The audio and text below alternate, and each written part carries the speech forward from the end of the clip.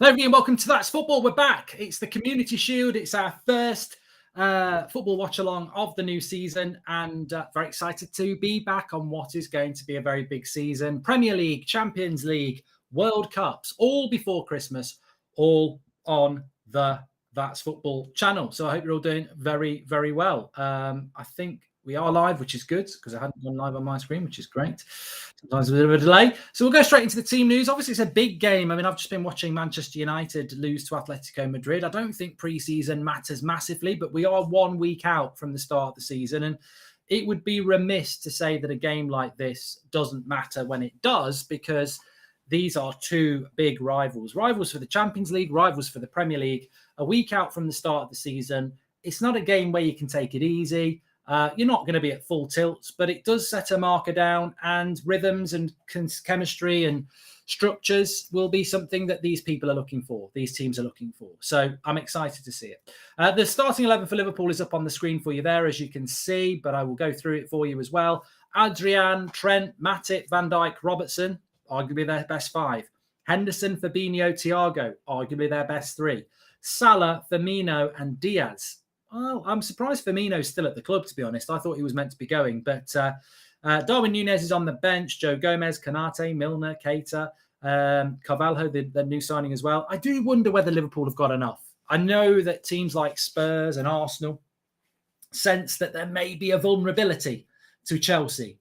They're also talking that there may be a vulnerability to Liverpool. I don't know about that. But, you know, Liverpool got written off last year and nearly won a quadruple. Write them off at your peril.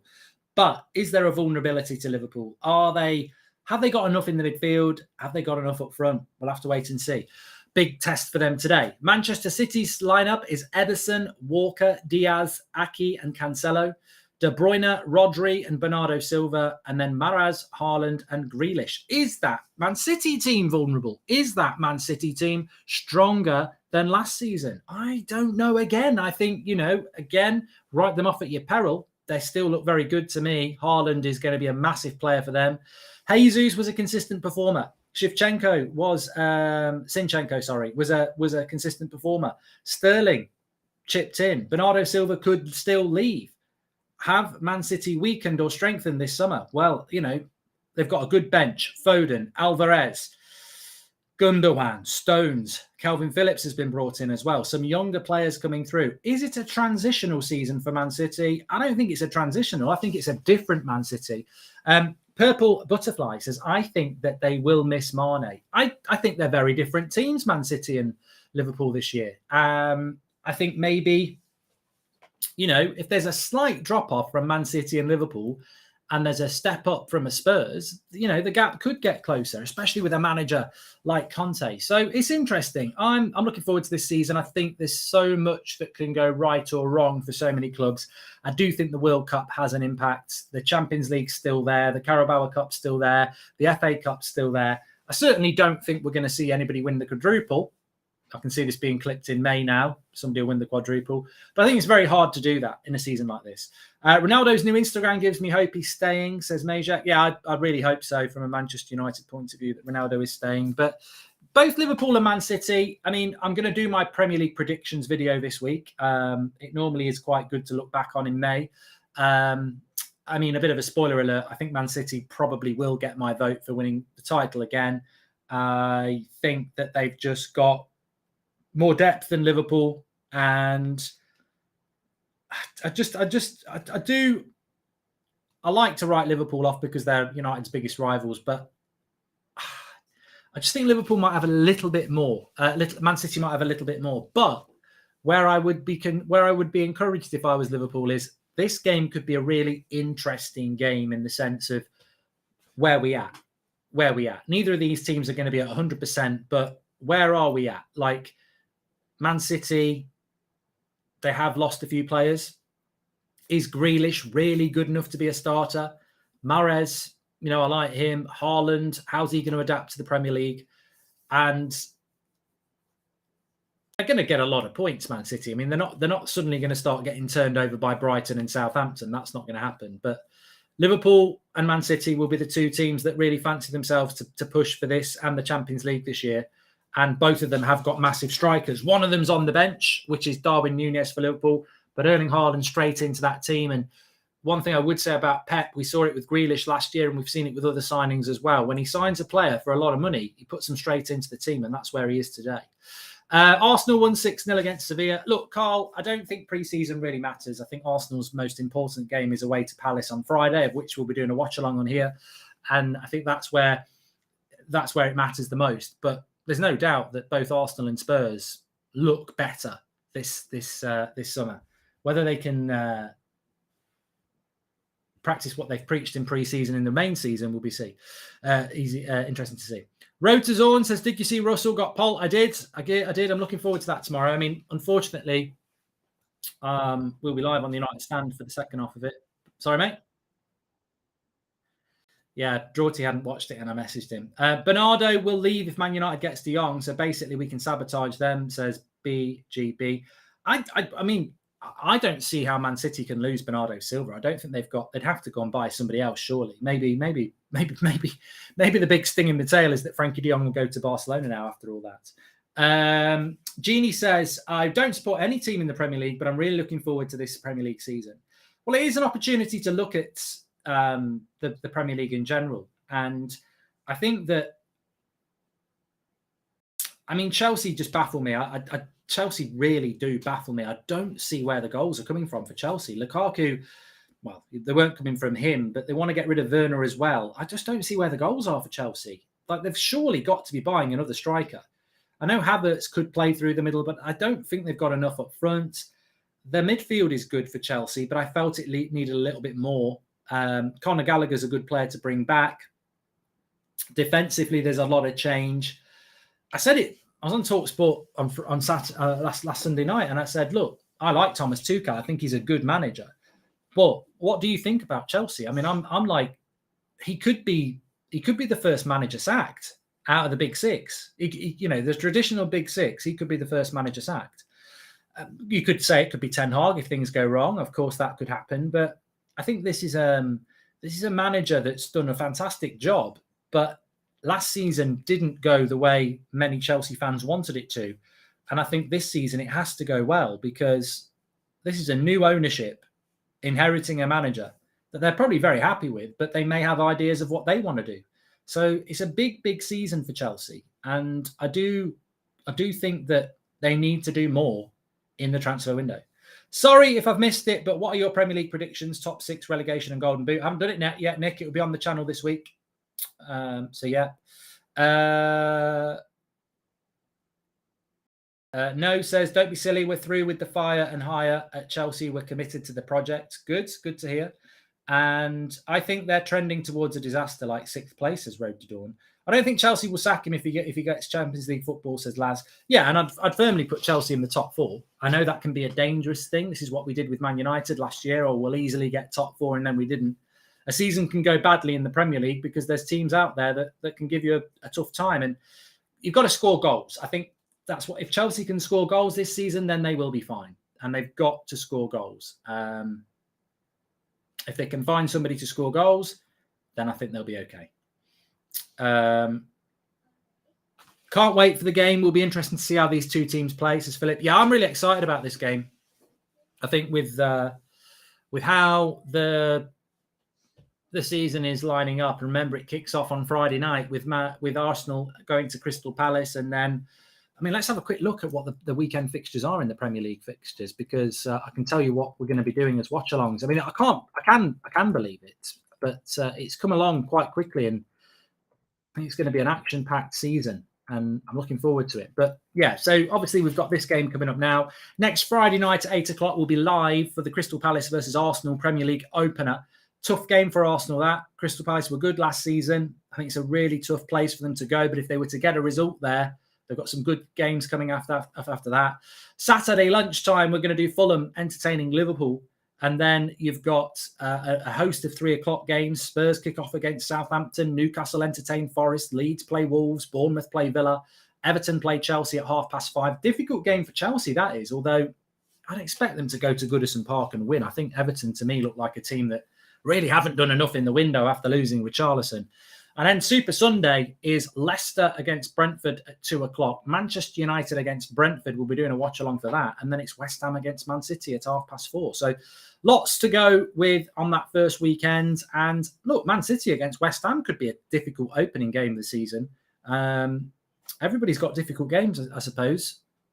Villa, Fulham, Liverpool. Cool.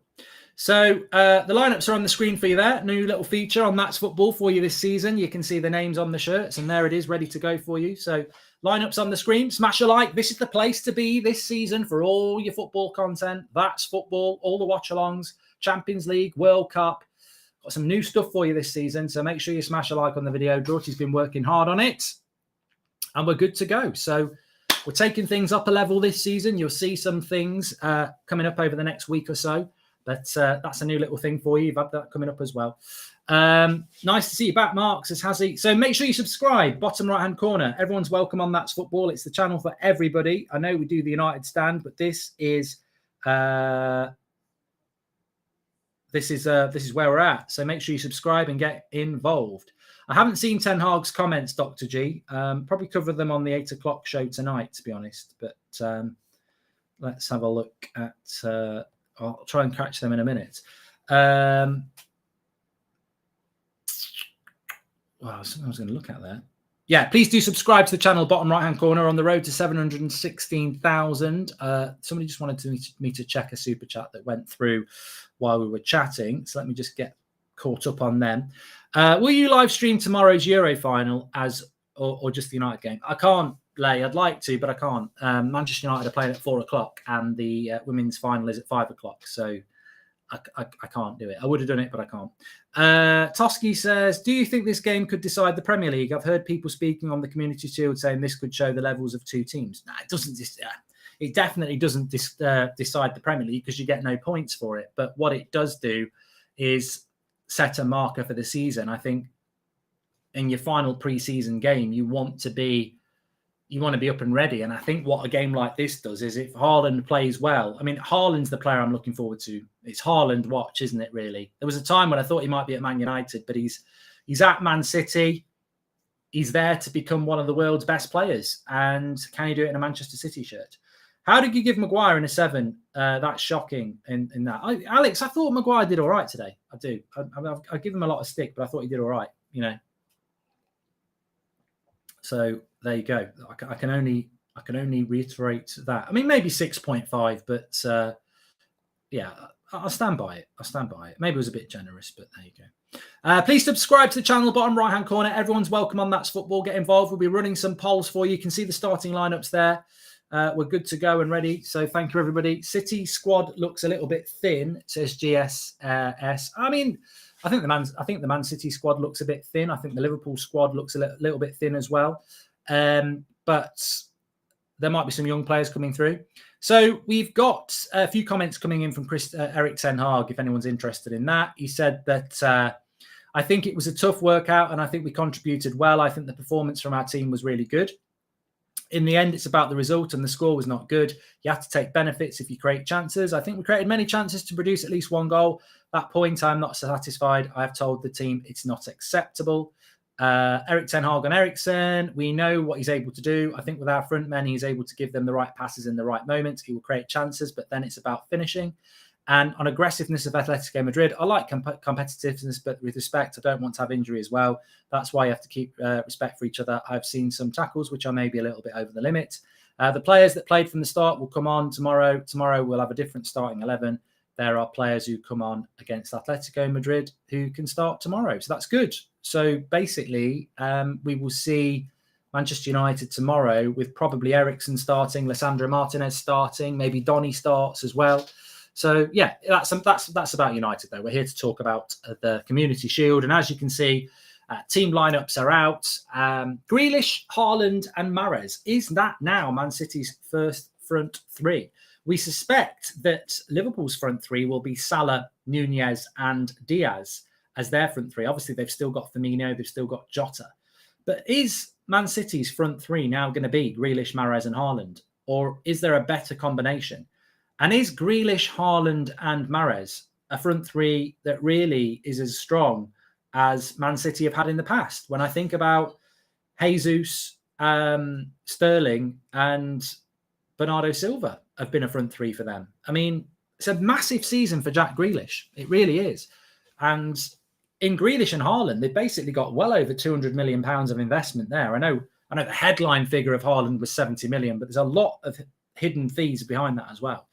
Do you think Anthony will go to Chelsea, says Leroy? I think anything's possible. I know he wants to go to Manchester United, but anything is possible. It's not for the want of trying with Chelsea. I thought Koundé would have been a fantastic signing, but he's gone to Barcelona. Anthony would have been an interesting signing, but he's gone to Barcelona. Foden surely comes in for Grealish. Well, look, yeah, Foden is not starting today, and I think that Foden is a player that really many of us would agree is surely got to be starting for Manchester City. I suppose if Man City did sell Bernardo Silva, Foden could drop into the midfield with Rodri and Kevin De Bruyne, but I think he's a really top player. Here's our new stats bar. As you can see, that'll be coming up and highlighting itself throughout the game for you as well. Potentially. Chelsea got bent over by Barcelona, says Meerkat. Haven't we all? Most of us as. Bayern Munich certainly have. Manchester United certainly have. I don't think there's many teams that haven't been done over by Barcelona so far this summer. But we're going to start off with our first poll of the season, actually. And we're going to be doing quite a lot of these. We like to do sort of half-time competitions as well, where we have like quarterfinal to semi-final to final polls. But I just want to run a couple here. First one's going to be the top scorer of the season, and obviously there's two very, very obvious ones, but maybe a couple of not so obvious ones. At this point in time, I would say these are the most likely to be top scorers. We've got Haaland, Nunez, Kane, and Jesus. Now, people are going to be crying, saying, what about Ronaldo? What about Ronaldo? What about Havertz? And look, maybe. But at the moment, I think there's a lot of goals at Arsenal for Jesus. There's a lot of goals at Spurs for Kane. And then you've got Haaland and Nunez. And look, Salah could be in there as well. But I'm not putting Salah in there. I'm putting those four in there. So if you think Salah, that's absolutely fine. But we're putting those four. Who would be the top scorer out of those four players? Doesn't mean that Salah won't be. Doesn't mean that Ronaldo won't be. Doesn't mean that Havertz won't be. Doesn't mean that Kevin De Bruyne won't be. But out of those four, who do you think will be the top scorer? Mark, which club, according to you, has had the best transfer window thus far? Well, I'll run a poll on that.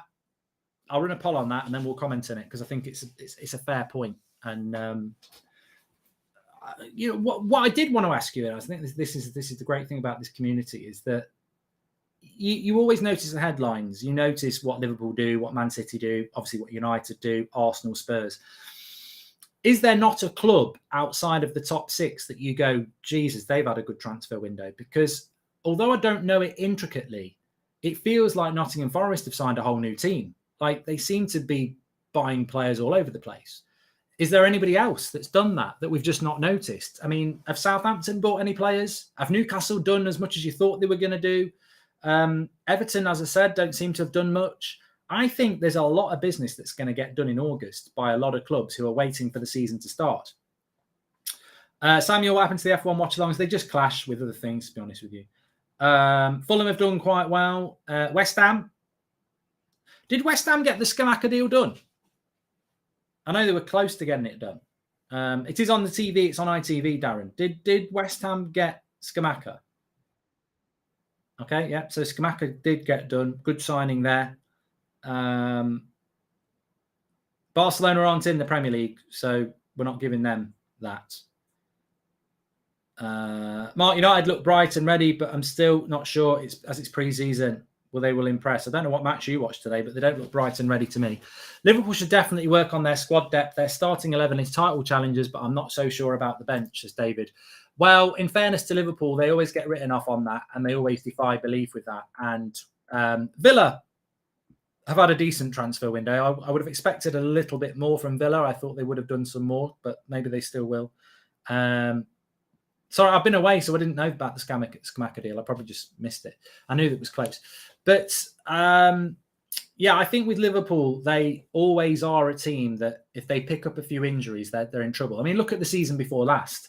They had a few injuries at centre-back and they ended up playing Henderson and Fabinho at centre-back. And they had a bad season. I think if Liverpool do suffer 3 or 4 major injuries, they're in trouble. But to be fair, since Klopp's come in, whether it's the medical department, whatever it is, they do tend to be able to pick a lot of the same players for most of the season. And remember, last season, Liverpool played every game that was possible. Every game that they could have played, they played. And what I mean by that is they entered the Champions League, they got to the final. They entered the FA Cup, they got to the final. They entered the Carabao Cup, they got to the final. And obviously, they played all 38 games in the Premier League. Every game that was physically possible for them to play last season, they played. And Liverpool did that on, a squad that isn't as in-depth as a Chelsea or a Man City. Collab with iShowSpeed, best United fan on YouTube. Says Samuel. I think Spurs have smashed the window, and I'm going to throw a curveball here. They come second behind City this season, says Sean. I think at the start of the season, it's the time to come out with these left field theories. What tends to happen is that their uniform tends to fit the way that we think it's going to fit. And I do think it will be Liverpool and Man City top 2, probably Man City top. But there is a vulnerability to Chelsea. There is a vulnerability. Any Chelsea fan will tell you that. Spurs have had a good window and have got a fantastic manager. I think that's a very big thing. I've actually seen Spurs have good windows before. I was talking about this on the United stand. When they sold Bale, they bought about 7 players. That was the summer that they got Chadley. Yeah, remember him? Soldado, Lamella, Capoue, Ericsson, a couple of others. They bought about 5 or 6 players, and when Bale went, it didn't work. But this is a Spurs team that's bought well and also has one of the best managers in the world. So it's a good combination to have, and it'd be very interesting to see how it pans out. We've got to close our first poll. We've had 4,000 votes. 54% of you say Haaland will be the top scorer between him, Nunez, Kane, and Jesus, with Kane second in 22%. So there's a lot of confidence that Haaland is going to have a very good season. Yeah, we'll see. We'll see on that one. The next poll I want to run, because somebody asked me to do this, so we'll do it. We can do some either ors as well. Who has won the transfer window so far? So who do you think's had the best transfer window so far? Spurs is obviously one that people would talk about. I'd say Arsenal's hasn't been too bad contextually. I can't put United in there. We've not had a good transfer window. Who would you, I'm going to put Forest in there. I think they have had a good window. And who else would you put in there? Arsenal have had a good window. Spurs have had a good window. Forest have had a good window. Leeds. Somebody just said Leeds. So let's go with that. I'll go with the chat on that.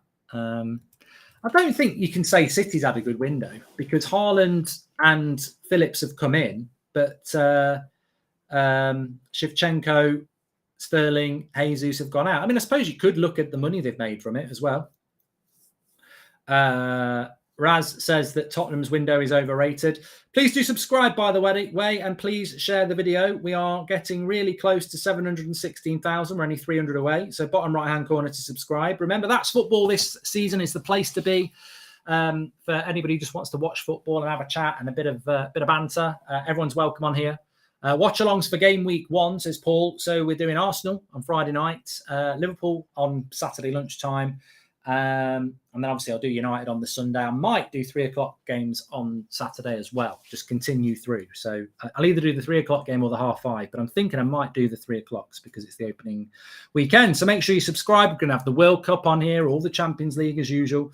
So lots to get involved in, and looking forward to what should be a good season. As I say, lots of debate and lots to discuss as well. You're all very, very welcome, as I say. So get involved and have your say. That's the way it is.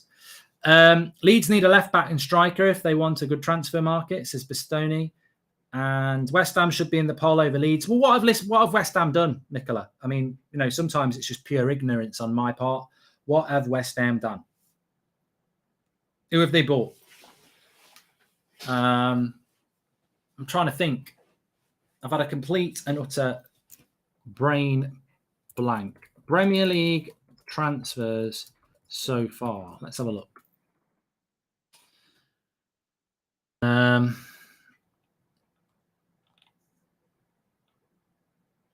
Arsenal bought Fabio Vieira, Jesus, Zinchenko. I think they're the three standouts to me. Villa, Coutinho, permanently, Kamara and Carlos. You've got Bournemouth, don't care. I'm not being disrespectful to Bournemouth, but I think your capacity is a joke, 11,000. Brentford, yeah, not massively bothered either. Oh, you're such a top sixist. Brighton transfers, yeah, again, not great.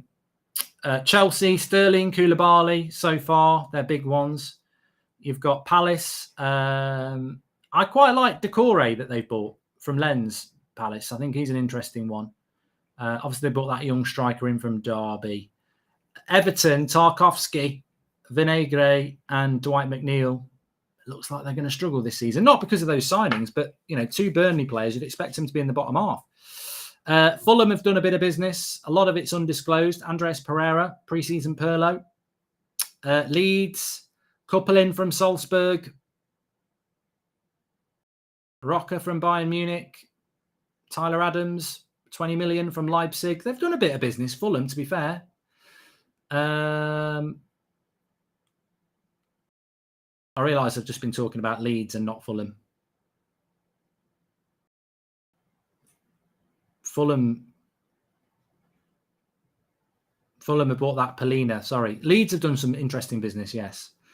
Man City, Hurling and Haaland and Phillips and obviously Alvarez. Anyway, the purpose of this was not to look at everybody. I wanted to just have a look at West Ham. Newcastle, Targay, Pope, Botman. Botman will be interesting. Bloody hell. Forest have bought most of the world.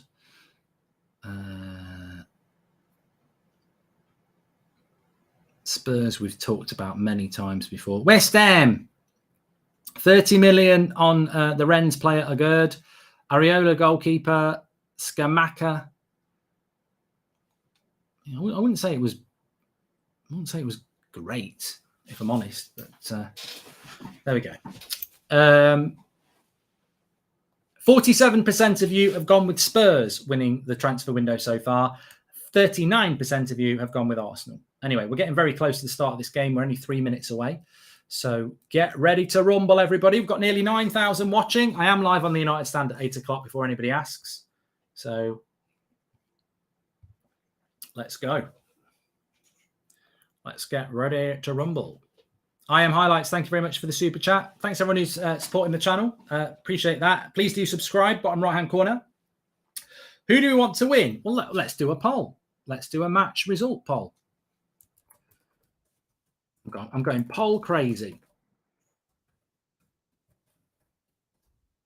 Can't be a draw. Somebody has to win it, whether it's penalties or not. So easy poll for you. Liverpool or Man City. Remember, I think it goes straight to penalties. You don't get bloody extra time, which is good. Here's someone singing a song, waving at you. Don't know who it is. Wearing a yellow dress.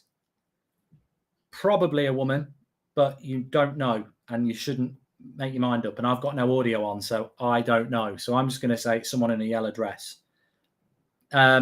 Shocks, welcome to the Members Club. Thank you very much.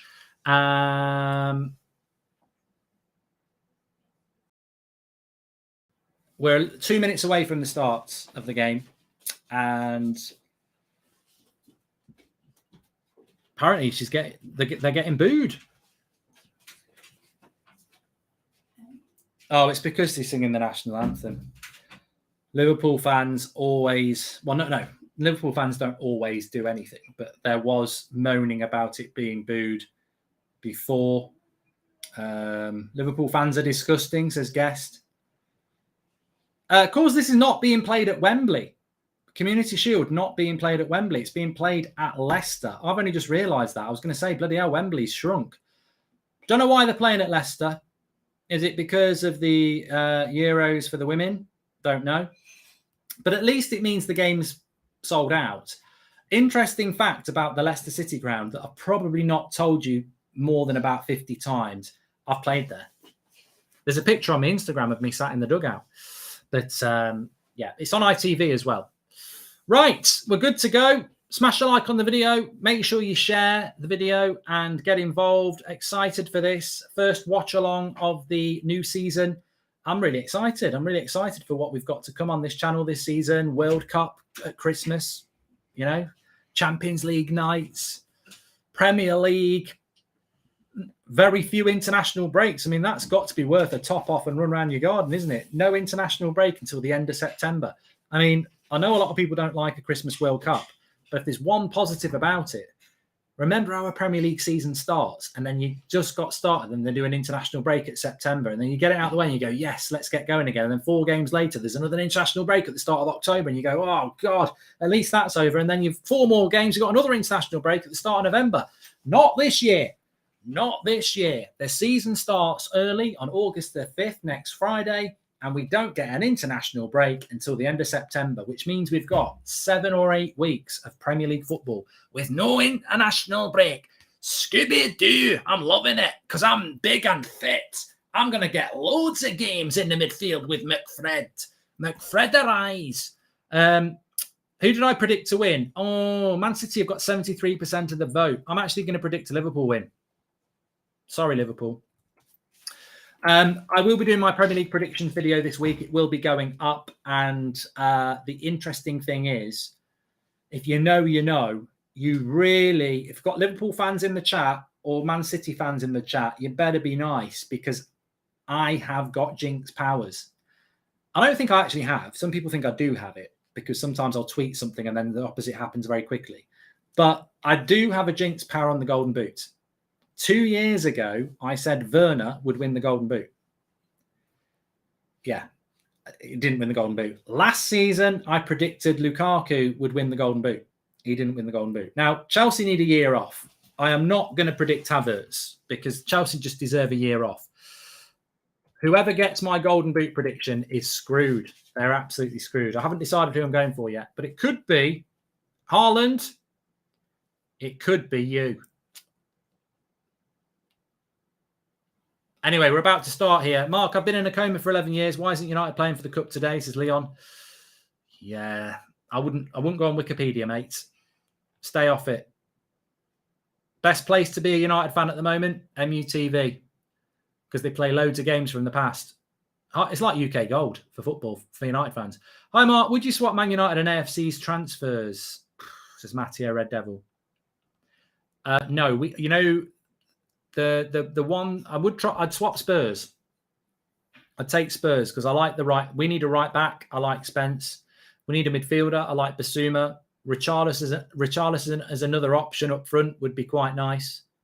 So I'd probably take Spurs transfer window over Arsenal's as a United fan.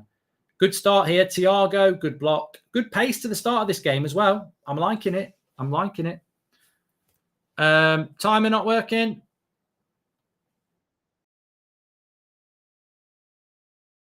Okay, I'll let you know.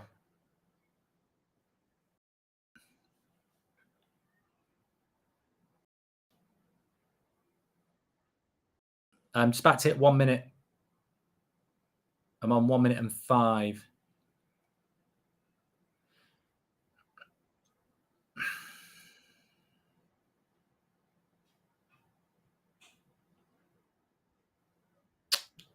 There is a United stand at 8 o'clock yet. Liverpool have got Adrian in goal. It's over, says Philip. I never even thought about that. Yeah. But no, looking forward to it. Good pace to the start of the game. We've seen red cards in the community final before. I mean, I remember there wasn't the one between Keegan and Rory Bremner. I mean, I wasn't alive then. It wasn't Rory Bremner. I just realised he's a comedian. It was Billy Bremner, wasn't it? He used to play for Leeds. I wasn't alive. You know, Rory Bremner's the one who does the, used to do the impressions. Liverpool against Leeds, probably in the early 70s, there was a red card. I think that was in the Community Shield. Here's Salah. Down the right-hand side. Oh, could be a chance. Liverpool starting the brighter here. What's the Liverpool 11? It will come up on the screen, JT. I mean, you can see the Man City 11 there. It will change in a minute. To be fair, Ericsson gave the ball away for Felix, says Kay. I think it was actually Fred who got tackled, wasn't it? Twist says Liverpool have started very aggressively. Well, this is a pre-season game against Liverpool I think you can take notice of. We played them in Thailand, and I mean, they were unrecognisable. First game of the stream. Haaland's going to be a very interesting watch. I'm not going to pretend he's rubbish. Lovely ball out to Salah on the right-hand side. Into the box. Good play. Very greedy. Side nets. Very greedy. Got it way out on the right-hand touchline. Had Cancelo on toast. He was only ever going to shoot, though. And he did. Skips past Cancelo. To be fair, the cutback was there for Diaz and he ignored it, which is why he's got so many goals. But he should have passed, says Romario. Thanks, everyone, for tuning in. Make sure you subscribe. That's football. You're all very welcome on here. We're 200 away from 716,000. Please subscribe. Bottom right-hand corner. Now it's Man City. Okay. De Bruyne very nearly slipping Haaland in. Good interception by Thiago.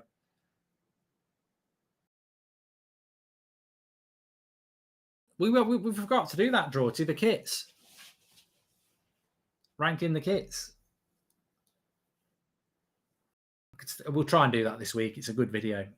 Because a few people in the chat are just saying about the Man City kit. What do you think about it? Well, at the very least, we'll do a video ranking the home kits this week. We'll sort it out. But what do I think about the Man City kit? I don't like light blue, basically. So, yeah, good to see Diaz escaped from Carvajal's pocket, says Road to Dawn. Thank you very much for your super chats. So 71% of you gone with the Man City win. So there you go. Yeah, I'm interested. I'm really... This is this sort... I suppose Liverpool fans might have been like this a few years ago. But I've always watched a lot of football. I mean, obviously Man United's my team, but I've always watched a lot of football. I'm not one of those fans who's just completely obsessed with their own team and just don't watch or appreciate anything else, because I love football. So I've always watched a lot of football. And with United not actually being that good, you do become appreciative of good football reluctantly. I don't want to watch other teams and say that's good, but United have been such a horrible watch for so long that you do become respectful, I suppose is the word, of other teams. And look, I wouldn't say I'm excited, but I'm very interested to see Haaland in the Premier League. I'd rather he was in the Premier League than La Liga. Same with Darwin Núñez. I think, look, I want Man City and Liverpool to get relegated, let's be honest, but that's not going to happen. And I'm very intrigued to see what Haaland's going to do in the Premier League. Because it's one thing scoring a lot of goals for Salzburg and Dortmund, but can he do it in the most competitive league? And I think, yeah, he probably can.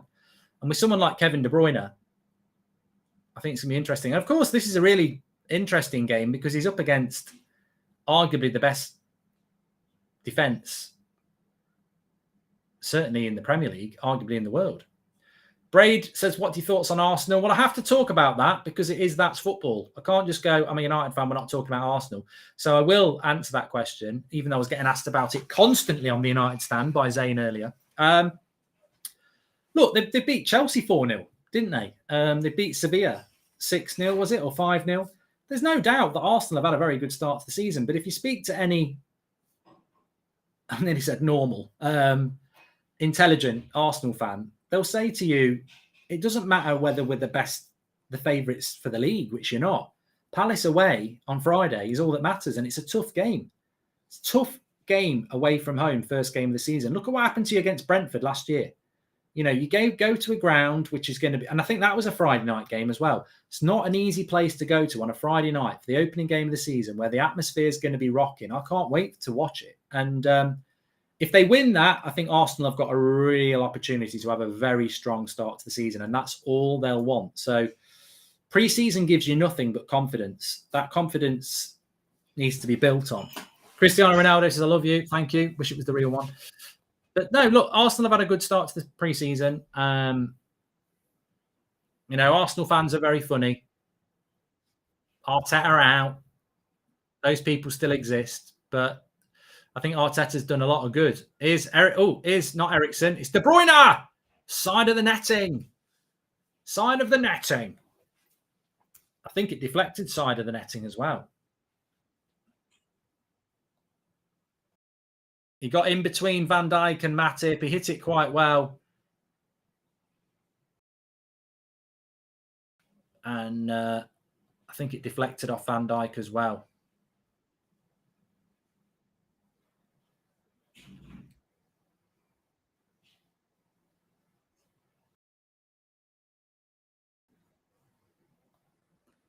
So good start to this game. Enjoying it.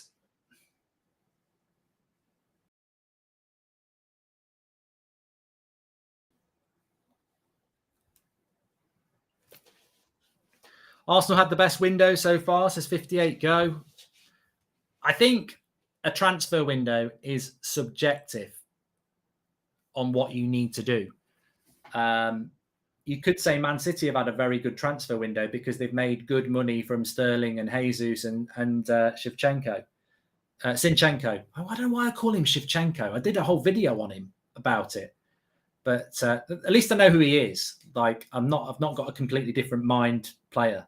Here's Firmino, bad pass. I'm surprised Firmino's still at Liverpool. I don't know whether we've got any Liverpool fans watching. What's that all about? These two clearly are the best two teams in England, says Max. They are, but things can change. You know, if you go back 6 years ago, Liverpool weren't one of the best teams in England, and now they are. Things change, and I think if you're Spurs, Arsenal, dare I say it, United, Chelsea, the aim is to be one of the best teams in England in 3 years. Switch it. Lovely ball out to Robertson. Puts the first time cross in. Good defending from Aki. Now it's with De Bruyne. Good flow to this game, you know. Good flow. Haaland's got to go wide. Ignored the pass to De Bruyne. Gets it wide. He's so quick over 10 yards, Haaland, you know. It's like my nephew when he was chasing the chip van when we were kids. Nothing was going to stop that chip van unless it was him. Front of the queue.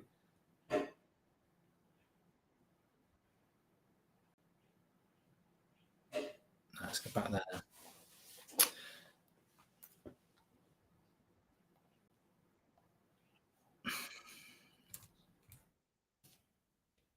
Is Aki good enough for City, Mark? Well, he was good enough for Chelsea.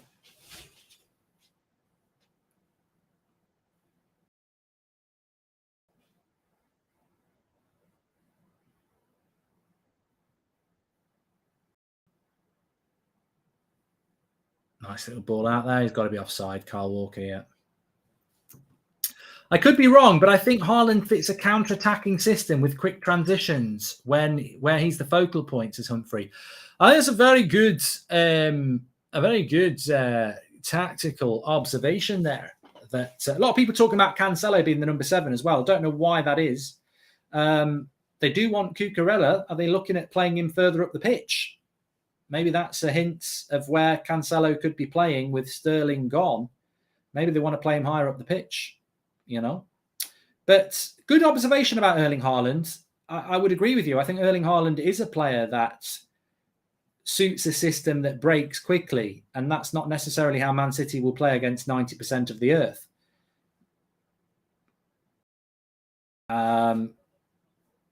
You know, you think about Man City were interested in Ronaldo a year ago, very used to playing in teams where, you know, they're playing in the final third against the deep line. Harry Kane's probably not too bad at that. So there's got to be an adjustment period with Erling Haaland, because one thing you don't want to do is get caught on the break with Erling Haaland as your opposing number 9. Is his link-up play good enough?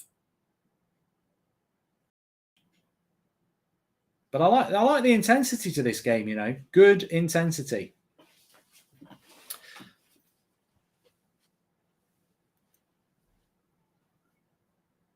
Lesnide says he'd like to see Cancelo playing higher up the pitch. Yeah, I don't know why he's wearing the number 7 shirt, but let us know. Please do subscribe to the channel. We've got 11,000 watching. Remember, you can catch us here for most of the season. We're starting next Friday night with the watch along. Got Premier League predictions coming up this week as well. We'll also do our rankings of the home kits. We did that last year. A lot of people liked it, so we'll make sure we sort that out for you. And then we're into all the watch-alongs over the weekend. It's exciting. That's football. Been a bit of a quieter summer than I expected. We'll still react to some transfers, but we're good to go. We're ready to go. And fair play to Man City and Liverpool. They've both picked strong teams today, and I've enjoyed it so far. This first 10 minutes has flown by.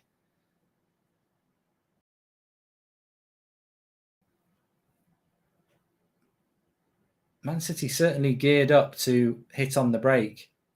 Give another foul there. Opinions on Barcelona this season, says Trickster. Well, they're back in the Champions League. I mean, I'm looking forward to doing the Champions League watch-alongs. Obviously, United won't be in it, so there's no excuse to miss certain games. So Tuesday, Wednesday night, we'll be doing watch-alongs on here because United will be Thursday night. Fucking Thursday night, eh? What's all that about? But I mean, I'm not going to make the mistake of saying Barcelona can't win the Champions League because I would never have thought Real Madrid could win it, and they did. Nice switch of the play by Thiago there to Salah. Here he is. Whips it back to Trent. Little dinky cross to the back post. Robertson, side netting. I tell you what, if you got a goal for side netting, it'd be 2-1 to Liverpool. I do think, though, I know we've only had 12 minutes here, but you look at the way Liverpool move the ball and you compare it to United, and even it's been promising with Ten Hag, but there's not the fluidity, there's not the chemistry, there's not the momentum. And there shouldn't be, because it's a huge job for him to do it. But it does show you the enormity of the job when you look at a team like Liverpool, who are so well drilled in how they're meant to play and the patterns and the positioning and the quality of player as well. Dazzy's Gaming makes a great point. He says it's almost impossible for Haaland to flop. If he does, it will surprise me. I don't think I'd flop up front for Man City. And I know that sounds stupid, but you could be really crap and still probably score 20 goals. Like they're and he ain't crap. I think Edison and Alisson is overrated, says Dragon. It's always difficult to be a goalkeeper for a top club because by definition, it's a top club. So you don't do as much defensively, but you've got to be a very good goalkeeper because it's about concentration. Now Man City on the attack with Mahrez. Little dinky cross. Doesn't do it justice. Wins it back.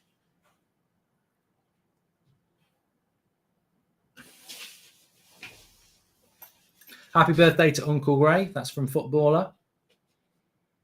He's still 90% on De Jong. Yeah. You can do your little smiley faces all you like. Talking about it on the 8 o'clock show tonight. My predictions for top four, says Lay. City, Spurs, Liverpool, Arsenal. So you're kicking Chelsea and, just Chelsea out. Relegation, Bournemouth, Forest, and Leeds or Brentford. Oh, sticking Fulham up. I think Fulham and Bournemouth will go down.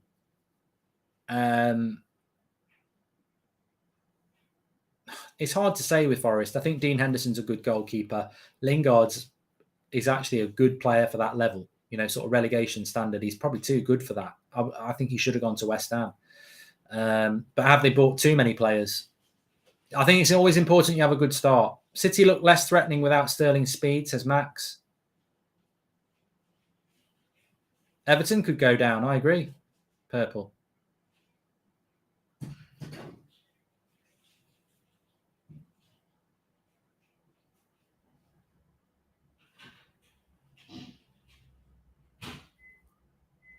Nice ball out wide. Oh, it's gone for a throw-in.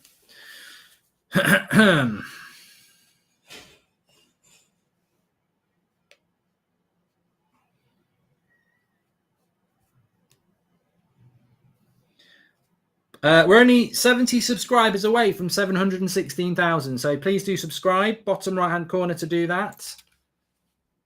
0-0 after 17 minutes here. Good game. Interesting to, if you're someone like me who just likes to, analyse football, it's very interesting to see how Haaland's working. I think there will be an adjustment period, of course. I think that's inevitable. But he's definitely going to improve as an all-round striker, because I do agree with Haaland that he is very much a explosive striker. He's got that immense speed over the first 10 yards. Build-up play is not bad, because in a Dortmund side, it is all about, transitions as well. But I think in a Man City side, when you're playing against a deep line, he'll still get chances, but he's going to have to work on his build-up play as well. And that can only benefit him, I suppose. So lots to keep an eye on. Also, they've got this Alvarez as well, who, look, at River Plate, he was feeding, he was eating well and feasting. I would say, not fisting. Fist, that's something completely different. He was feasting there, and I think he could well feast at Man City, feasting on opportunities. But yeah, these two will be the two favourites. I still think there's a couple of teams in the Premier League. Well, it's more than a couple of teams that are just not ready for the start of the season. I was talking about United earlier, and Chelsea ain't ready. I'll be stunned if Chelsea don't. Oh, cross it, Henderson. That's a goal. Oh, good keeping by Ederson. He just put his hand in the way and tipped away the cross. Diaz, Salah. Diaz is going to lose that. Well in by Fabinho. Oh, he's given the foul. But yeah, I don't think Chelsea are set for the season at all. Man United are not ready. Doesn't mean you can't have a good start to the season, though.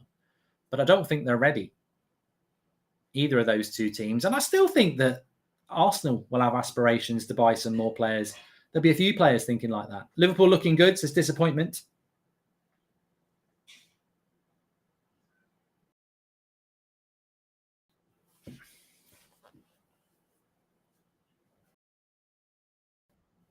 There's still business to be done. There's still work to be done. We're 8 subscribers away from 716,000. So please do subscribe. Bottom right-hand corner, get involved. Everyone's welcome on That's Football. The Premier League season starts next Friday. We're going to do Arsenal against Palace. Can't wait. I don't really like Friday night football, but as an opening night fixture, just elongates the weekend, doesn't it? And yeah, I'm looking forward to that. I think Palace might give them a good game as well. Got some good players, Palace, and they'll fancy their chances. I think we'll get a good game against Arsenal, who've been very good in pre-season. Here's Salah on the edge of the box. Lots of Man City players back. Trent switches the play. Diaz has got space on the edge of the box on the far side. Thiago out to Salah on the other side, switching the play quite nicely. Trent goes with a shot. Oh, my God. What a goal by Trent Alexander-Arnold. The precision machine, precision engineering, not by Audi, by Trent Alexander-Arnold. TAA, Audi in the bin. Precision engineering from Trent Alexander-Arnold. Comes towards him on the edge of the box, whips the cross. I don't think this is a cross. I think it's a shot. In off the post. Absolutely superb. Superb. Absolutely superb. I need to see it from behind. That's what she said. But I do. Let's have a look at this. Thiago, patient build-up by Liverpool. Gives it to Salah on the edge. Is it a shot? Is it a cross? Let's have a look at it again. I think it's a shot. I don't think he's... Here we go. This is the angle you need.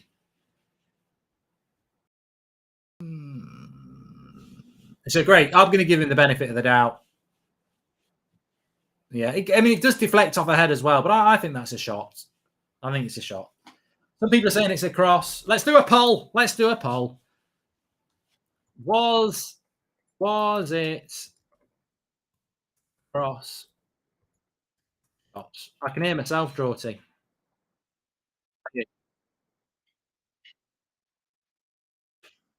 Or is that not working either?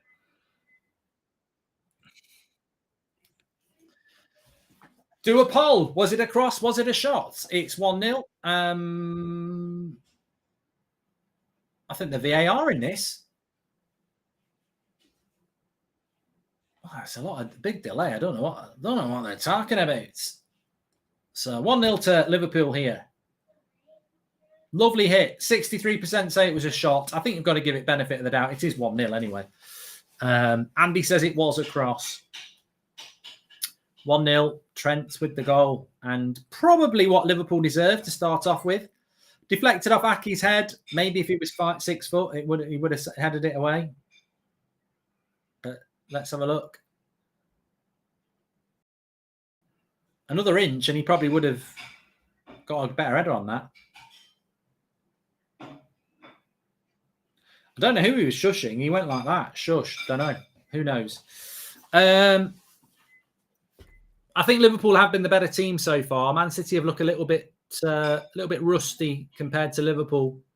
It is only pre-season. Haaland was ready for that, but good defending by Van Dijk. He was not going to let that one go unopposed. Liverpool just playing with a little bit more intensity, a little bit more structure. I look at that Liverpool side. I see patterns. I don't see that. Erling Haaland, to me, is just a Norwegian Heskey. I don't get it. Too powerful to be a cross, says Lucas. Liverpool lead 1-0 after 24 minutes. Maybe he was shushing Southgate. Nothing wrong with Emil Heskey. Is he a Liverpool great? I doubt it. Oh, here we go. Into De Bruyne. Oh, it's side netting again. It'd be 2-2 if it was side netting. De Bruyne would have 2. You don't get anything for side netting, but Liverpool a bit sloppy here. Poor kick out by Adrian. And good weight of pass by Morez. It's a tough angle for De Bruyne, but he should have gone for the front post glitch. And he didn't. He went for the side netting settings. Side netting again. I nearly said Bruno. Yeah, those days ago. Oh, lovely ball here. They've got a 3v2. Let it go. Let it go. Oh, it comes back to Firmino. Waits. Wide. Could have been 2-0 there. They just didn't quite get the transition right. Well played by Salah. He played in Henderson. They had a 3v2. And I think actually, if Diaz hadn't taken a touch, I think Firmino would have had a better chance. Energy levels of Liverpool again. Jonathan White says, given his quality, that's never a cross. Energy levels of Liverpool again are unique. Unique. And they're looking good. Any chance of Fulham getting a result on the opening day against Liverpool? Well, it's at Craven Cottage. And as much as they might be craving 3 points, I can only see a Liverpool win.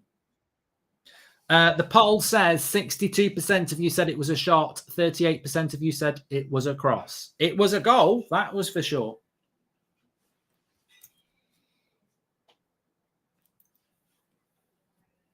Liverpool looking the better side.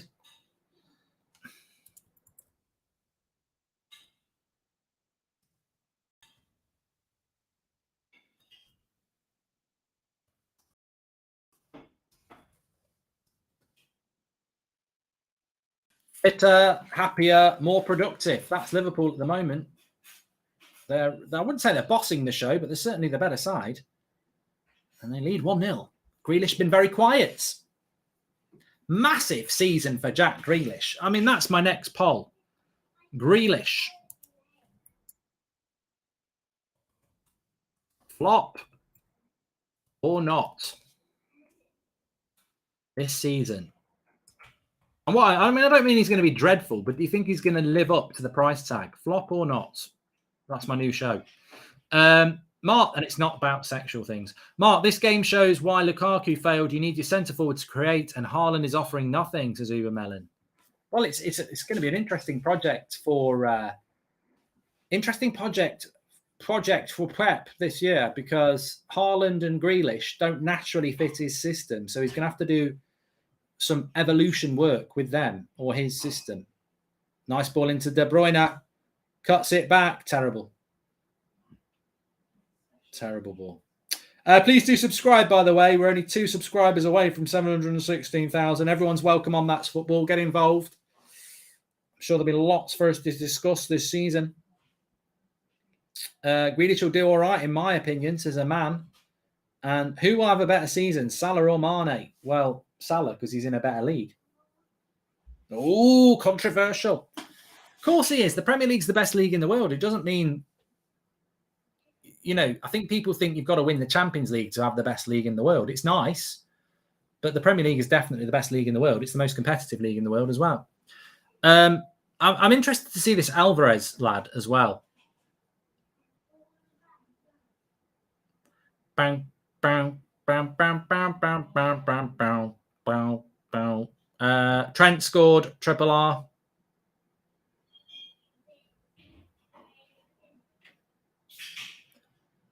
Are you enjoying the Commonwealth Games? No. I'm probably quite controversial on the Commonwealth Games. I think they're crap. But at least I'm honest. I think they are crap because I think most of the countries in it are not the best. So I know what the Commonwealth Games is all about, but I never liked it as a kid. I much prefer the Olympics and the World Championships because at least everybody's in it. You win a Commonwealth gold, I'm sure it's great. But if I won one, I'd say it's great, but America weren't in it. China weren't in it. France weren't in it. Brazil weren't in it. It's a bit like winning the Premier League without Man City, Liverpool, Spurs.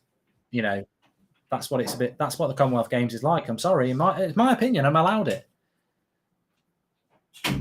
In your head, I'm like, well, I've won a medal, but some of the best teams aren't here.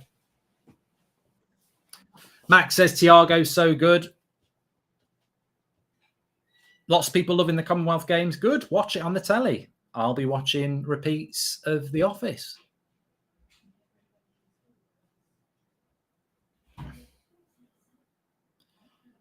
Nice ball. No, Trent won't get there. Half an hour gone. 1-0 to Liverpool. Ronaldo for Golden Boot.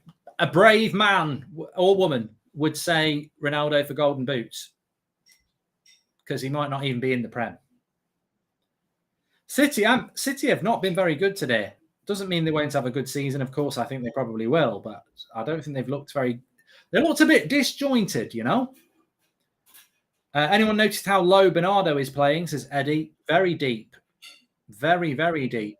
He's almost playing next to Rodri.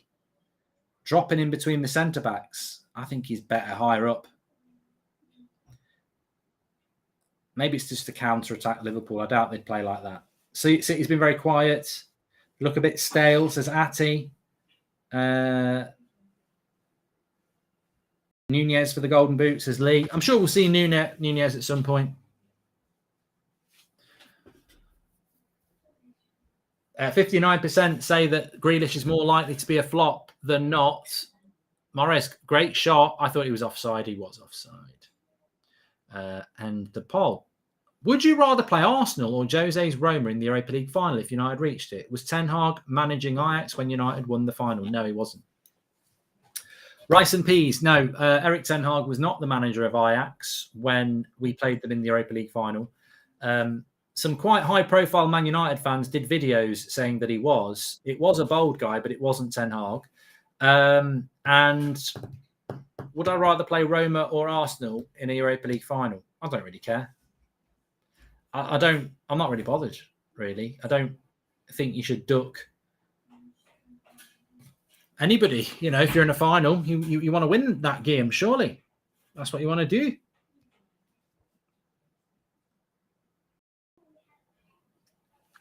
Thanks everyone who's subscribing, by the way. Bottom right-hand corner to do it. Everyone's welcome on That's Football. We're doing our World Cup watch-alongs on this channel in November. I've got loads of Premier League watch-alongs and Champions League and discussion to have. And what's the start of, hopefully, a very, very, very exciting season. Here's Trent. Oh, he's lost the ball now. It's with Grealish on the left-hand side. Buys a foul. Not literally. Imagine if he said that to the ref. Here's a tenner. Give me a foul. Thiago is bossing it. I tell you what, there's a lot of love for Thiago in the chat. He's cooking, says Pom. He's bossing it, says KB. Well, he's running that midfield for sure. And whilst it's pre-season and it doesn't give you any points, it doesn't mean that Pep will be enjoying what's going on here at all.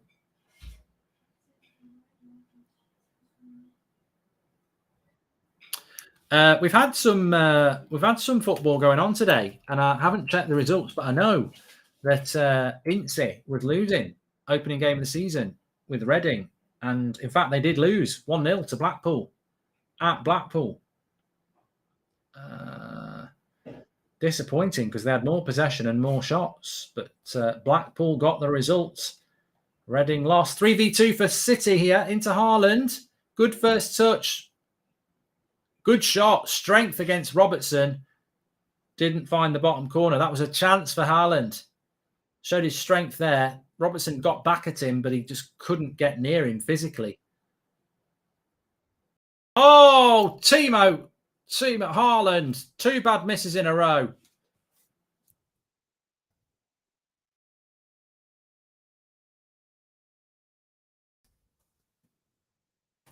That was a massive chance for him. This just, to me, shows his lack of confidence on his right foot. Takes both chances on his left foot and actually on his right foot. Look at this. That's a right foot finish. What's he fucking... What is... I thought Haaland was good on his right foot.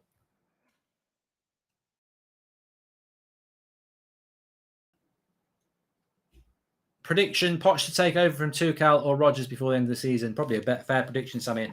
I mean,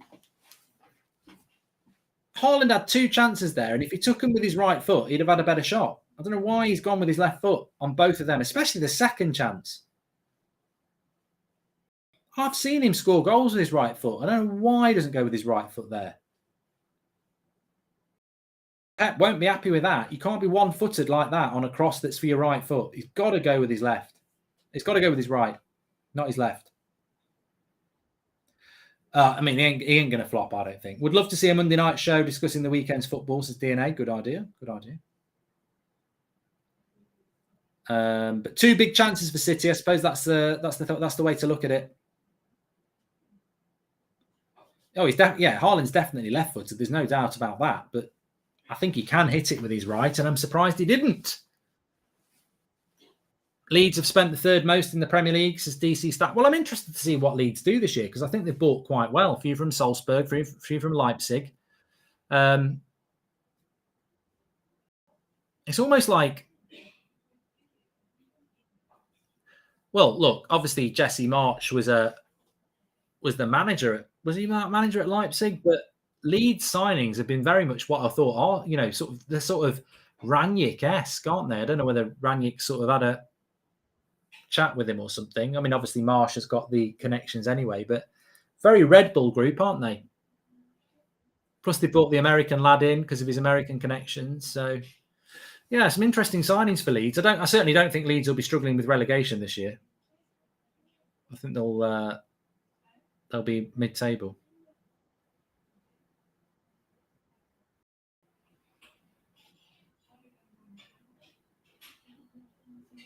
Yeah, I think we're having issues with the live stats. I mean, we're testing quite a few bits today for the new season. So,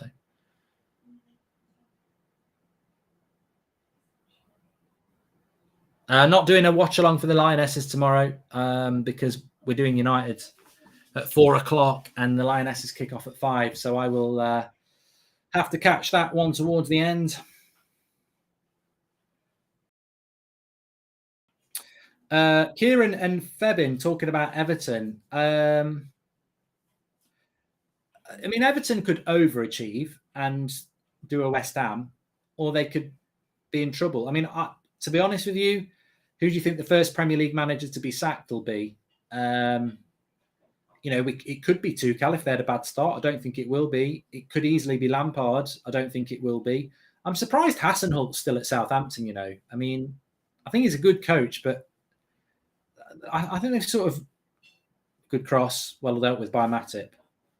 But the most likely sackings is Bournemouth or Fulham or Forest, teams that are so desperate to stay up that they try and make big decisions quickly. But there is a chance. Larg at Wolves, could happen to them. Could be Rodgers at Leicester. Not everybody can do well.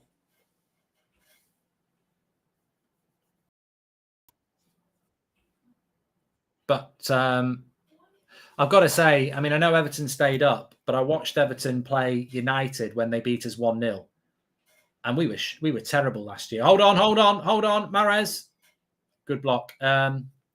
United were terrible last year. Absolutely crap. Some of the easily the worst football I've ever seen United play. They were dreadful. And yet, when Everton beat us 1-0 at Goodison, they were crap.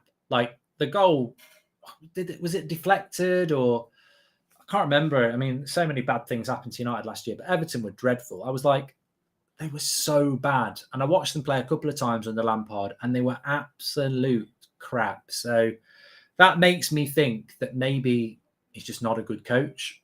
But we'll have to see. You know, everyone starts again, don't they? He came into the job, you know, beyond halfway through the season. So let's see what he can do with a full summer. But yeah, and the thing is, I thought Lampard, listening to Lampard when he was a pundit, I think he comes across really well, really knows what he's talking about. I thought at Derby, he looked like he was going to be a really interesting coach. But Chelsea and Everton, it's just not looked good. Here's Mahrez, shoots straight at Adrian. Interesting season for Gerrard as well at Villa. I think there's so many interesting aspects to the upcoming Premier League season. I do firmly believe that these two teams will be fighting for the league title. And in essence, I hope it's a close battle because you don't want anybody to run away with it. But I think beyond Liverpool and Man City, can Chelsea... I don't think Chelsea are ready for the start of the season. Are Arsenal and Spurs ready to step up? United, we're not ready. But then you've got the next set of teams, the Villas, the West Hams, the Wolves, the Leicesters, maybe even the Newcastles. There's 5 or 6 teams there that are sort of the next set of teams that if a couple of them don't do well, then their chairmans might be saying, cheerio. Relegation battle as well. So there's lots to keep you interested. But I agree with Lee. I think the Everton squad looks weaker to me.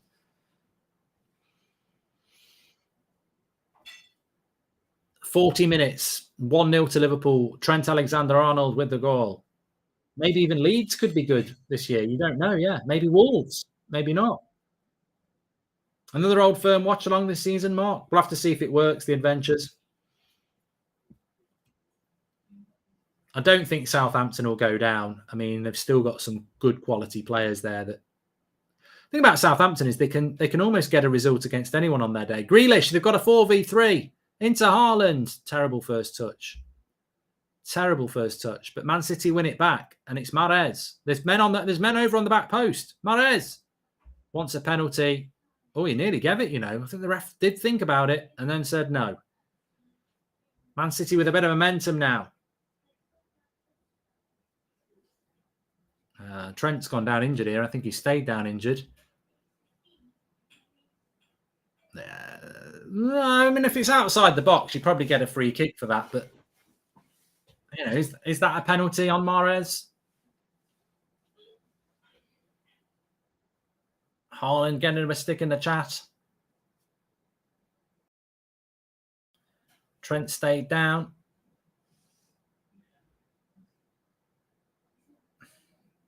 Klopp's not happy. Opinions on Leicester? Well, look, James Maddison, Newcastle. That's exactly the sort of place he would go, you know. And Fofana's been linked to Chelsea. They've not really spent a lot. I don't think that is a foul on Trent. I think it's a 50-50. You know, you can have a 50-50 and get hurt. Is that Benteke or Haaland, says Max. It feels like a Liverpool home game. City fans are awful, says Harris. Trampoline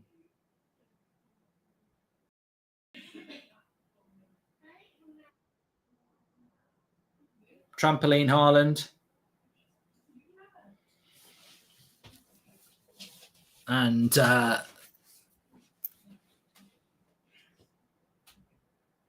Burnley under company going to be very interesting, Jahan. I wouldn't be. I'm not a big fan of the relegation Premier League, the relegation Championship promotion. If you look at the last few years, it's literally yo-yo. You go down, you come back, and I'm convinced Norwich and Burnley will come back up with whoever else got relegated. I can't even bloody remember now.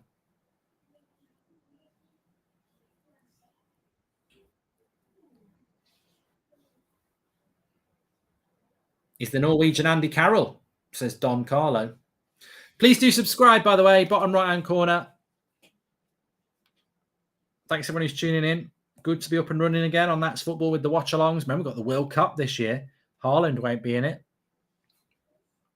Watford, yeah. Well, Man City have been better in the last sort of 5 minutes, but Liverpool obviously not having to push as much now. Here's Salah. Good play by Salah here. And goes for a throw.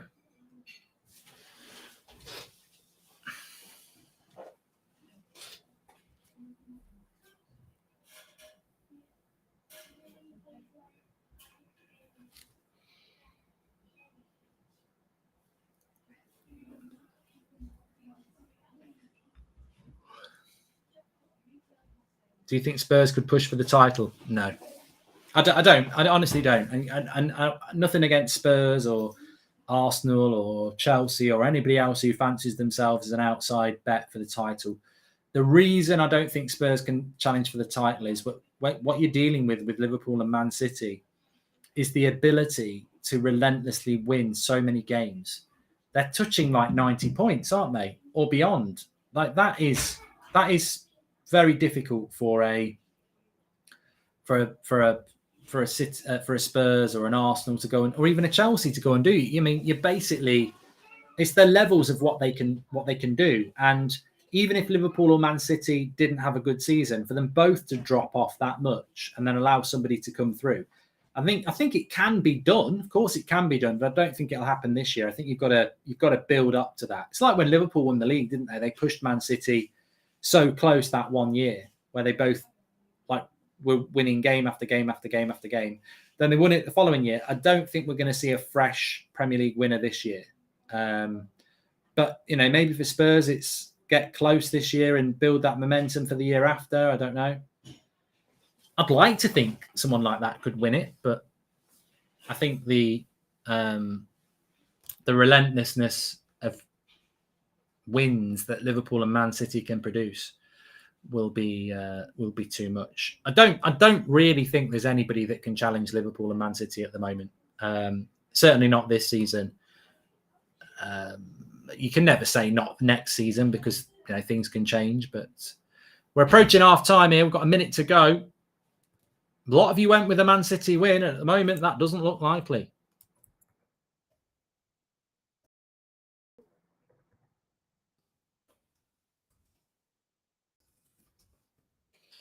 I'm going to talk about Haaland at half time.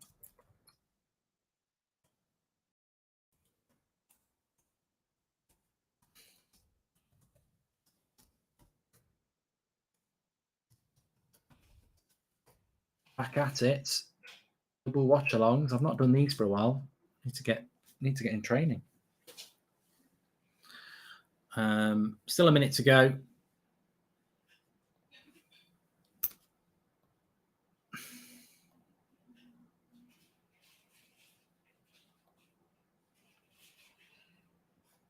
Now it's Liverpool on the attack. It's Salah into the box. Plenty of players back. Oh, Edison just plucks it out the sky. Otherwise, it could have been a tap-in on the back post. How do I think Leicester will do, says Alexander. Mid-table. Mid-table. But yeah, I agree with Gunsy. These teams are so far ahead of everybody else.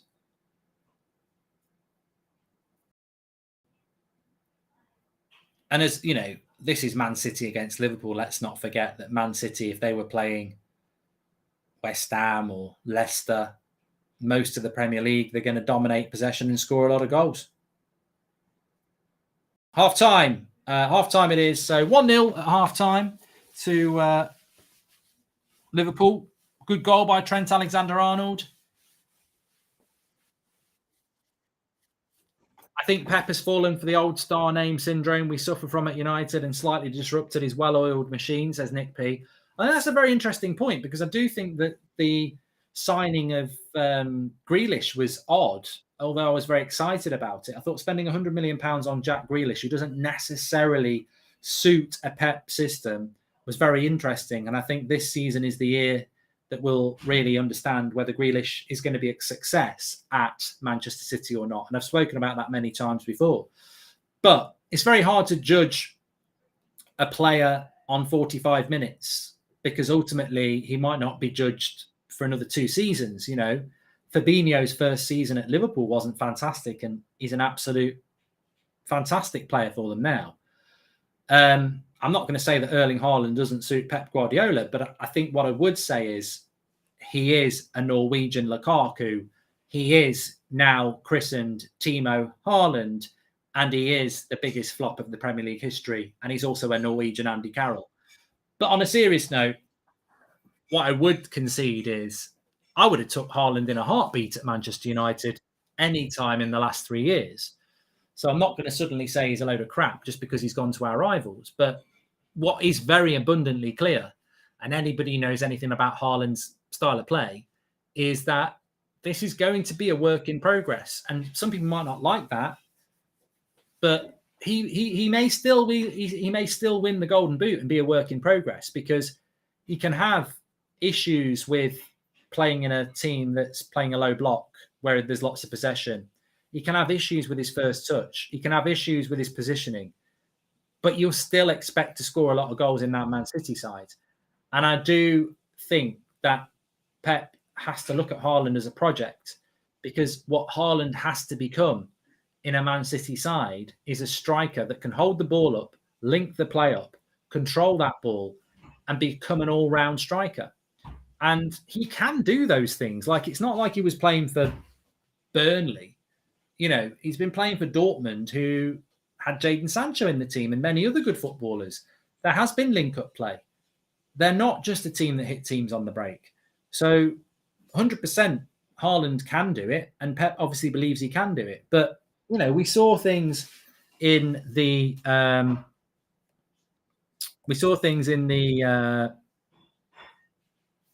in that first half there, where maybe his link-up play wasn't that good. Maybe his first touch wasn't that good. And they're things that he's going to have to work on. But I still think he'll be a major success. A full pre-season for Luis Diaz will make him even better than he was last season. Well, Ajit, you know, Mane is a big loss for Liverpool, but Diaz can play that position. And if Nunez offers you something different, you know. Hi, Mark. Was Grealish really worth the 100 million? No, he wasn't, Tropic. And look, Jack Grealish could end up being a success at Manchester City, but he was never worth 100 million pounds. The only reason he went for 100 million pounds is because Villa put that price on him, thinking no one else would pay it, and Man City did.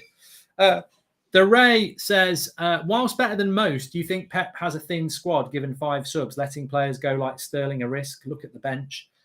I'm really surprised that they've let 3 players go and then they've let them go to Premier League opposition.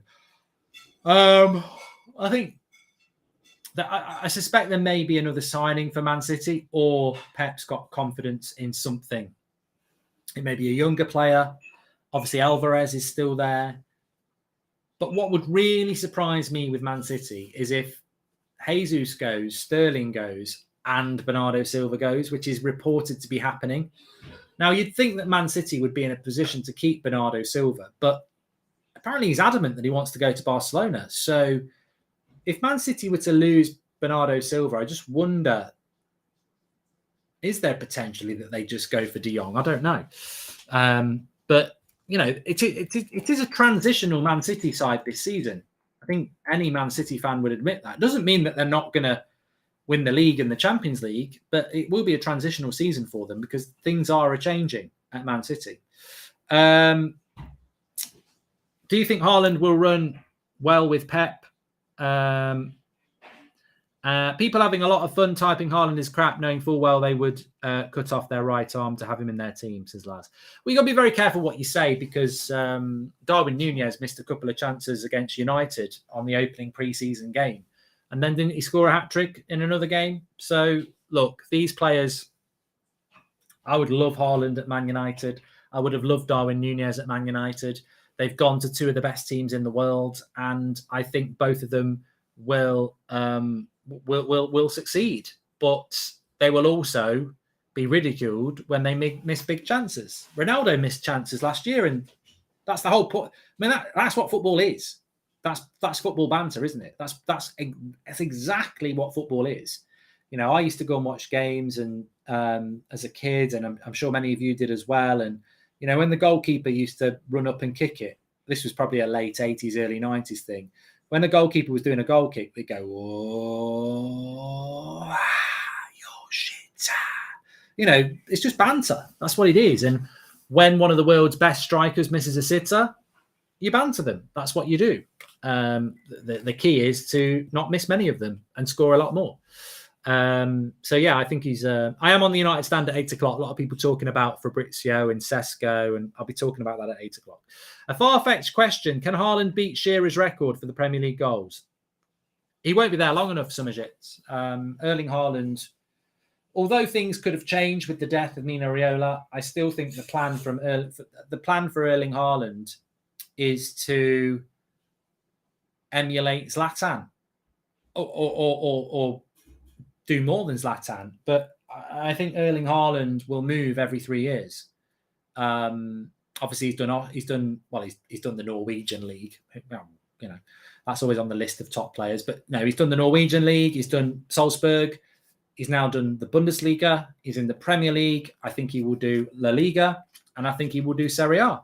And by then, he will be maybe into his early 30s, and then maybe he'll repeat a league again. Maybe he'll come back to the Premier League. So I don't think I'll be stunned if Erling Haaland's at Man City for any longer than 3 seasons. I think he is destined to go to Barcelona or Real Madrid next, and that's the career path. And yeah, I'll be very surprised if he doesn't do that. So I don't think he's breaking any Premier League goal scoring record, because I don't think he'll be in the Premier League long enough.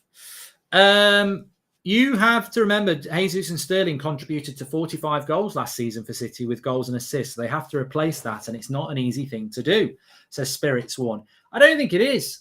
I was talking about this before the game. I mean, I'm convinced that Liverpool, I mean, you look at these chances from Haaland, he's got to go right-footed on both of them. Why he's going left-footed, I'm really surprised. And Pep will be going on at him. He said, like, you are not one-footed, mate. You can score goals with your right foot. Why are you not using your right foot? That one especially. What's he going with his left foot for? I'm really surprised, because I've seen a lot of Haaland over the years, and he can use his right foot. And I don't know whether it's a confidence thing or he just wanted to make sure, but the right-footed shot on both of those was the right place to do. Fair point, but City don't usually lose players, says Summerjets. Also, do you still want to... I don't know what you're on about, Lars. Rashford and Martial missed so many chances, it's alarming. I'm sorry, but without Ronaldo, we're just average up front, says Vince. And what do you think of United's chances this season domestically, top 4 plus cup competitions, and in Europe? Arsenal fan here.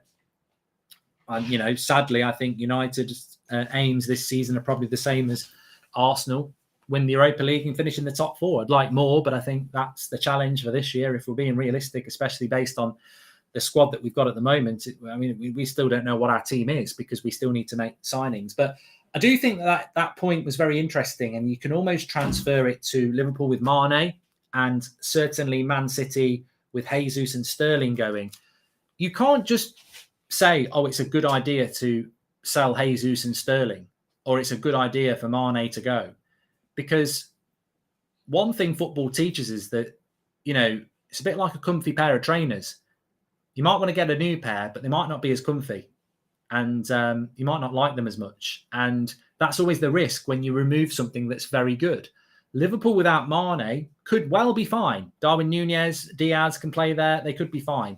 But you're still trying to replace... Not fine. You're trying to replace consistently world class.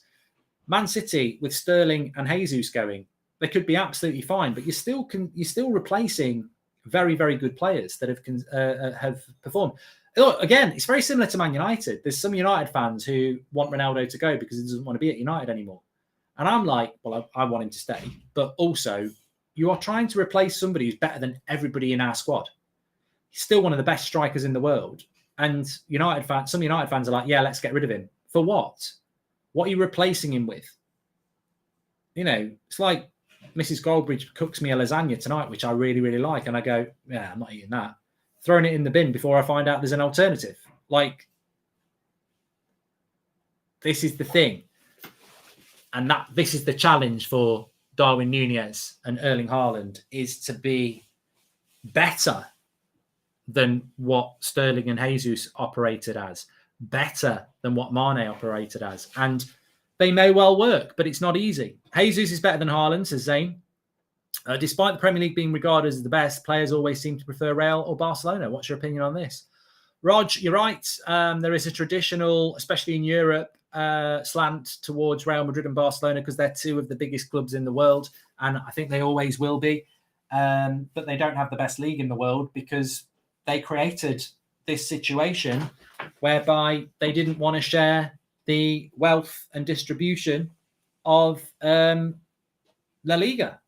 The Premier League, whether you like it or not, the Premier League have the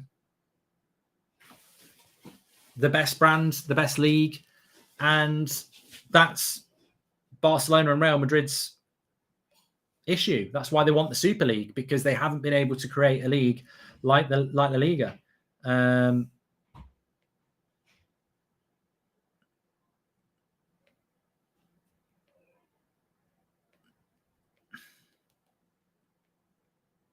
Sorry, I'm just going to send this.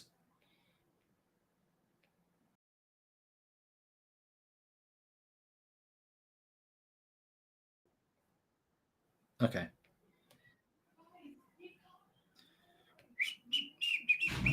Okay, so 1-0 to Liverpool at half-time. Foden needs to come on. Yep, Liverpool played against a settled Haaland before and he couldn't score. Wow, yeah, it's a very difficult scenario. Please do subscribe to the channel, by the way. Bottom right-hand corner to get involved. Everyone's welcome on That's Football. Doesn't matter who you support. Loads of watch-alongs. We'll be doing the World Cup in November. We've got Champions League, Premier League. It all starts on Friday night. Arsenal's trip to Palace. They've had a very good pre-season. They're very confident, but that's a tough place to go. Last year, they went to Brentford. They got beat. That Selhurst Park crowd will be up for it. Palace are a good side. I think it's going to be a good game. Can Arsenal start the season well? That's our first watch-along, and it's next week. So make sure you get involved with the channel. Subscribe, bottom right-hand corner. Our Premier League predictions video will be coming out this week as well, where we're predicting everything. I'm sure a lot of people will be interested with Golden Boot prediction. It's normally a major jinx, so we'll see what happens with that. Thiago's been very good in the midfield, says Nitesh. What are your thoughts on PSG's transfer window, says Basil? Not really paid any interest to it, if I'm completely honest. Pep plays his new signings so they can learn from what they need to improve on in their system, says Samir. I don't know why Darwin Núñez didn't start. If somebody in the chat could let us know, I'd love to know that. I don't know why he didn't start, but yeah, he's going to play a lot of football. They spent a lot of money on him. I'm sure of that. And I hope he comes on in the second half, because I'd like to start having a look. I really would. Really start having a look at him. He's not playing because he's bad, says Mustafa. Yeah. He's not had a lot of first-team football. Do I think Haaland will score? I think he'll score a lot of goals. Don't know whether he'll score today, but I think he'll score a lot of goals. Erling Haaland had less touches in the first half, 8, than his shirt number 9. Don't know whether that's an interesting stat or not, but it's a stat, and I think we're good to go for the second half here. Remember, it's being played at Leicester. Good for Liverpool and City fans. Much less travelling time. Obviously, there's a train strike today as well, so you don't want to be going down London. Yeah, we'll do. Who scored for Liverpool? Trent. What about Brighton beating Espanyol 5-1? Did they, Gary? I really, if that's true, Let's have a look.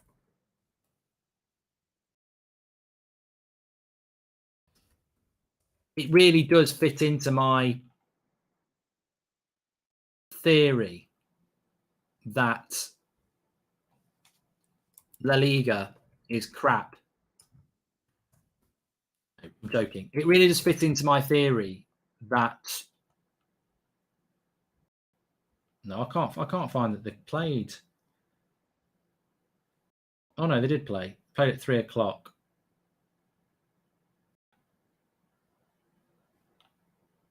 Yeah, they thrashed them at the Amex. It fits into my theory that La Liga is way behind the Premier League in relation to their pre-season preparation because they don't play their opening fixtures for another 2 weeks, whereas Premier League obviously starts on Friday. So I think their fitness levels are a little bit behind ours, and that can have a massive impact on, basically in preparation for the first game of the season, you want to be moving up and up and up. And maybe some of these La Liga teams just aren't there yet at the moment. We've just played Atletico Madrid and they've only played one pre-season game before ours. We were their second pre-season game. So that was our fifth or sixth. Do you think City or Liverpool have a better 11, says Andrew? I think Liverpool have got a better 11. I've got to be honest. I've always felt that.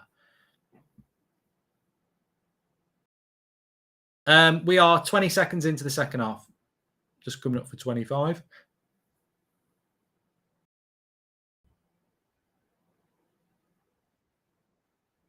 Oh, United should have beat Atletico Madrid. There, you got your stats on the screen there now. Look at that. 57% for Man City in the first half possession. I believe these are live stats as well. Yeah, so these will change as we go along. There's your team then. So 1-0 at half time. Liverpool leading. Second half starts. Nice little ball in by Rodri. And this should be 1-1. No, it's a good save. Mahrez didn't connect. And Adrian makes a good save again. But Man City have been pushing just before half time. And they're pushing just after half time here. Took Fabinho, Robbo, Thiago and Konate a good 2 or 3 months to get going. Wouldn't be surprised if that's also the case with Nunez, as Danny D. Of course, wasn't the case with Diaz. And it wasn't the case with Bruno. We bought Bruno in January, hit the ground running straight away. Diaz hit the ground running, both from the Portuguese league, as is Darwin Nunez. Different players, different adjustment periods.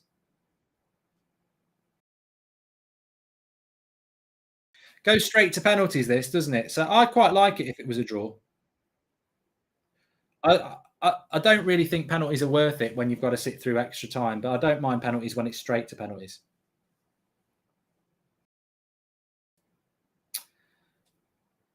Who is the PSG manager now, anyway?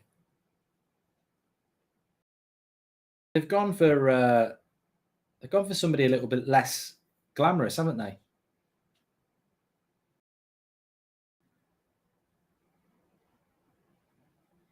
Smash a like on the video for the stats. This is something we're just trialing out for this season. There will be live stats that update as well. So Gaultier is the manager. It's not Zidane. Zidane's going to be the next French manager. Viva Ronaldo, old joke, and yes, I do. Well, Mbappe's not the manager. Mbappe is the CEO.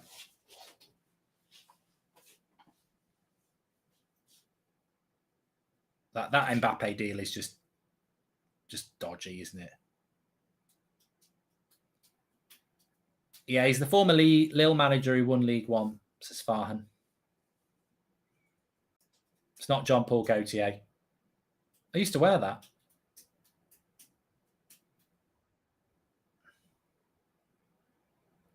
Free kicks to Liverpool here. Robertson's on it. Should be able to whip it in the box.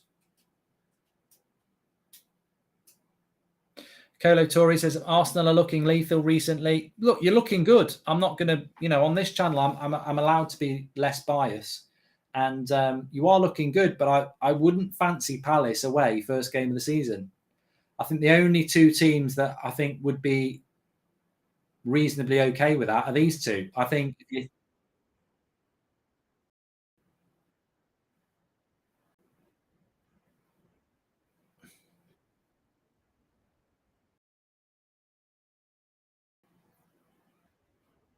I think for Spurs and Chelsea and United, I think an Arsenal, an away game against Palace on the opening game of the season is not an easy game. So in some ways, that's a good thing, because if I tell you what, if Arsenal beat Palace on Friday night, I will be sat watching it and I will say that's very impressive and it's a very, very big win and confidence boost for the opening game of the season. So, fortune favours the brave, really. You'd probably want an easier opener, but then if you win it, you're in a much better. If Arsenal go to Palace and win, they're going to be in a much more confident mood than if they're playing Fulham at home and win. Thoughts on Dwight McNeil and Idrissa Gueye for the Toffees, says Mohammed. I didn't know Idrissa Gueye had gone back to Everton. That's not a bad signing. I mean, he might be past it a bit now. But Dwight McNeil's a good player. I mean, he didn't have a good season at Burnley. But I always felt that Everton was a logical move for him a couple of years ago. But, they've finally done that deal now. Palace did smash Arsenal at home last year. And we did that one as a watch-along, didn't we? Chelsea are disjointed at the moment. There's no two ways about it. And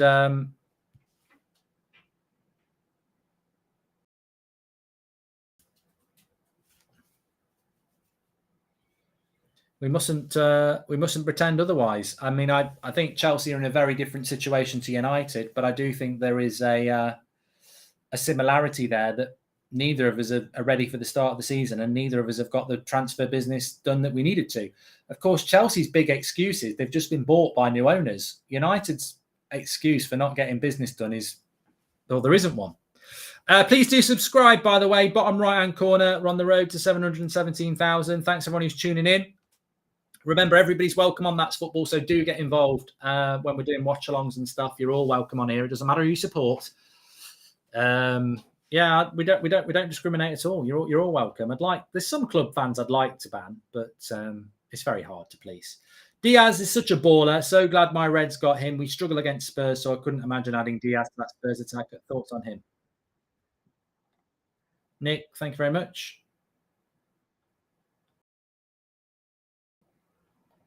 Corner from Man City, cleared away there. Who do I think is the best player in the world? I think that's a great question. Who do we think is the best player in the world at the moment? I mean, I don't think Messi and Ronaldo are normally considered to be the two best players in the world. I don't think Messi and Ronaldo are the best two players in the world anymore. And I don't think there's any shame in that. Age catches up with everybody. I still think they're very, very good players. And I also think that maybe Messi or Ronaldo has got a Ballon d'Or left in them. I don't think it's complete. I don't think it's likely, but I don't think it's impossible. But I think we're moving into the era that we always feared, which is, what we're going to do when Messi and Ronaldo aren't the best anymore. So I think that, we're dealing with mere mortals, whereas for the last, what feels like 20 years with Ronaldo and Messi, we've been dealing with, footballing gods. And now we're dealing with mortals. So I would say right now, you're talking Lewandowski, you're talking Benzema. They would be sort of best players in the world. I mean, I think De Bruyne has got to be in that category. I think Salah's got to be in that category. Would I put Mbappe in there? Probably not. And the reason I wouldn't put Mbappe in there is because I think he needs to leave the French league. He's got to play in the Premier League or La Liga. That's where you've got to go.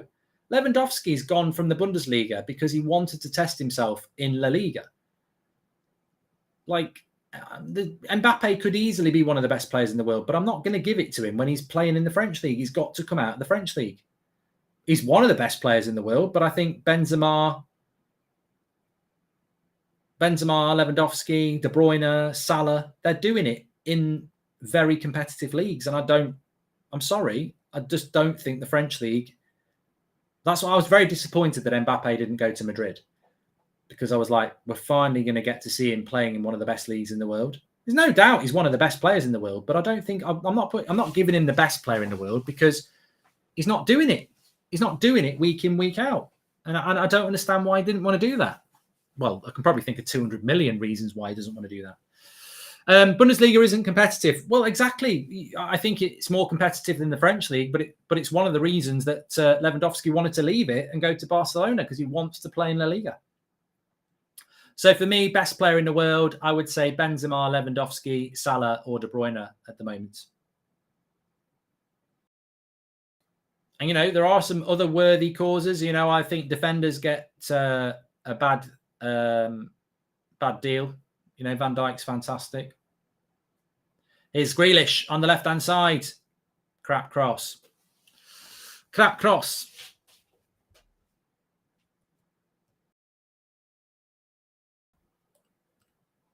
Can Grealish cut it at this level? That is the challenge for him. Can Grealish challenge? 67% of you said he'll be a flop.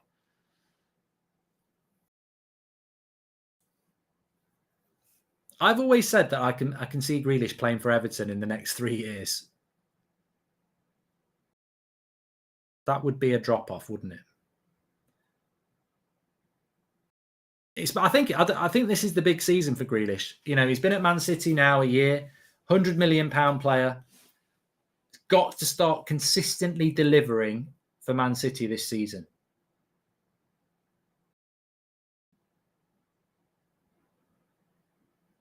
Well, he's not a flop at the moment, Crypto. I don't think you can say a player's a flop after one season, but he has got to start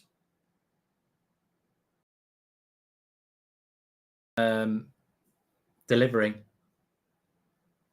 I think it was a very interesting month in April last year when Man City played. I think they played 3 big Champions League games and 2 big Premier League games, and Grealish played less than 20 minutes.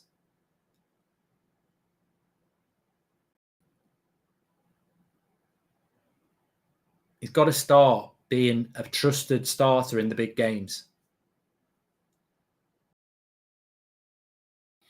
And the question mark about Grealish is he just one of those players that's better when he's a big fish in a small pond like Villa, or can he be a big fish in the ocean like Salah or De Bruyne?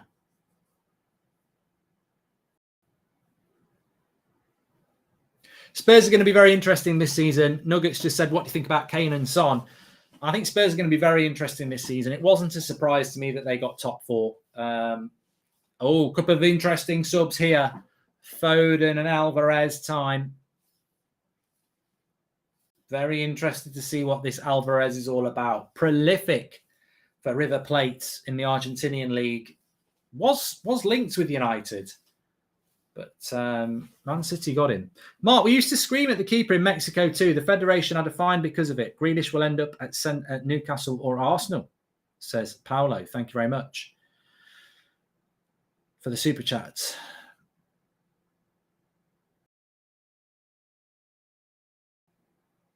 Nunez is coming on too. Exciting.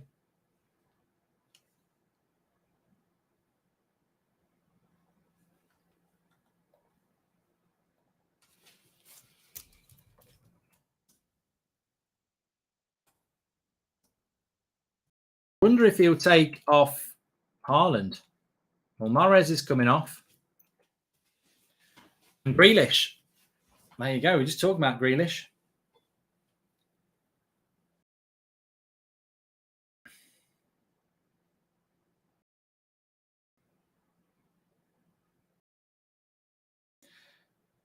Well, there's your answer, really, isn't it? I mean, are Man City weaker without Sterling and Jesus if Haaland and Alvarez are the replacements?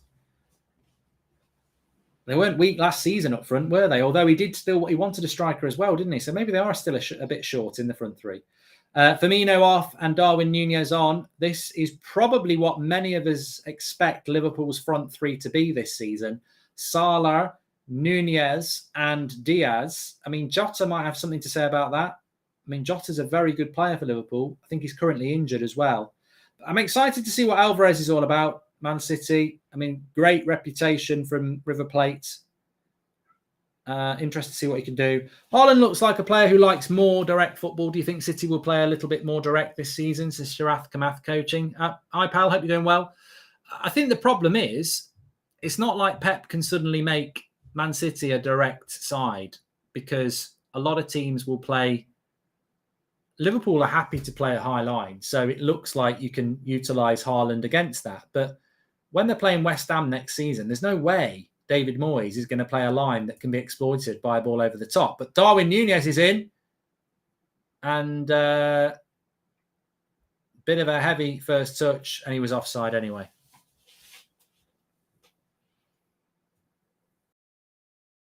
Looking at the stats there, though, better possession for City, more shots for City, more shots on target for City, not on any corners, more passes, more passing accuracy, similar on the tackles, more fouls. So a lot of things going Man City's way statistically, but the most important one, well done Edison there, definitely not a penalty.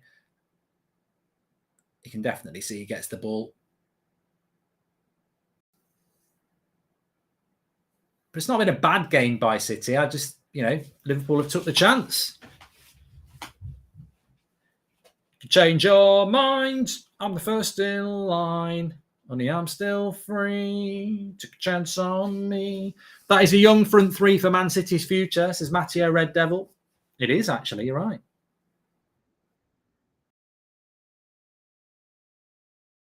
Oh, yeah. There you go. Look. Instant stats updates. It's got Foden and Alvarez up front now, and you can see the little red thing that says they've been subbed on. We've got the stats. We've got the graphics on That's Football. Make sure you subscribe. This season's going to be a good one. All this for the World Cup as well. We're going to need it. I'm going to need those names for the World Cup because I haven't got a bloody clue who a lot of players are.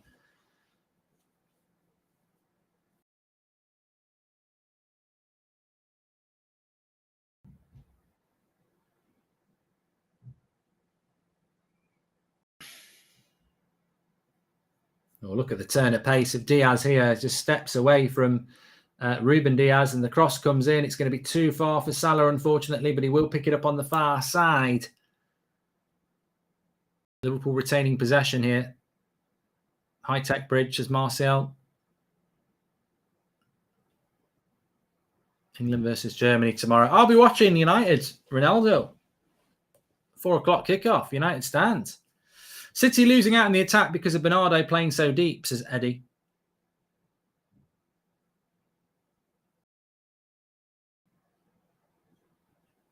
I'm praying Núñez will be a flop. Otherwise, we will never hear the end of it from Liverpool fans, says Stev. I think, as somebody said before, it's so difficult to flop when you are playing up front for Liverpool and Manchester City. It's not impossible, but I think it's difficult because they're going to get so many chances in a team like that. And it's almost the old adage of if at first you don't succeed, try again.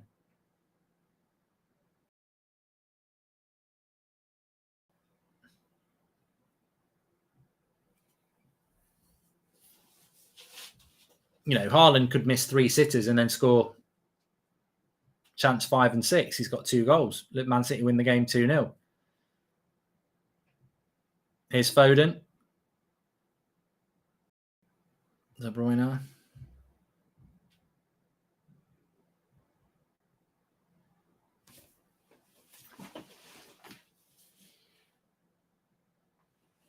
Joseph, what's your thoughts on Arsenal for next season? I still don't know that your midfield's good enough, And everything I've been told, and I'd categorise this with Sterling to Chelsea. You remember I was saying Sterling to Chelsea before anybody else, and that's because the info I got was really good, and it turned out to be true. I wish I'd got that sort of info with United this year, but it happened to be with Chelsea.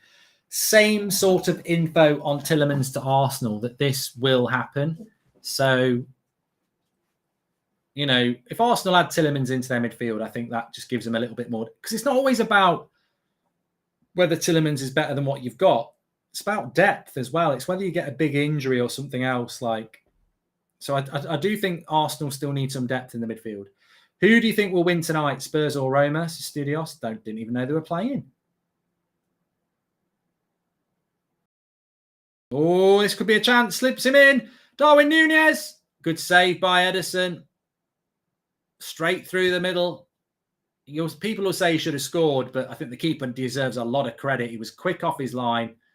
And now it's Man City again. A lot of chances now. Bad pass by De Bruyne. Handball. Let's watch this chance from Núñez again. He's through the middle. Wins the ball back. Gets the ball back. Running through one-on-one. And he actually hits Ederson in the face. I think he's got to score that. Yeah. Yeah, he's got to score that. He's got it up and over. It's just not accurate. It's hit the keeper in the face. Ederson's gone down.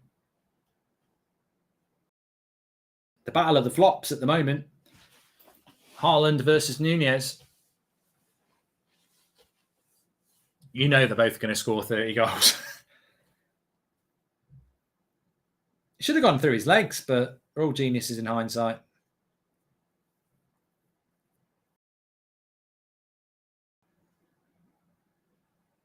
I'm starving now. Let's have a look. Yeah, he's gone for heights. Could have gone through his legs. There was a gap.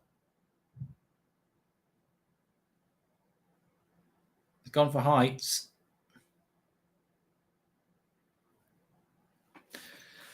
If you score it, you did the right thing.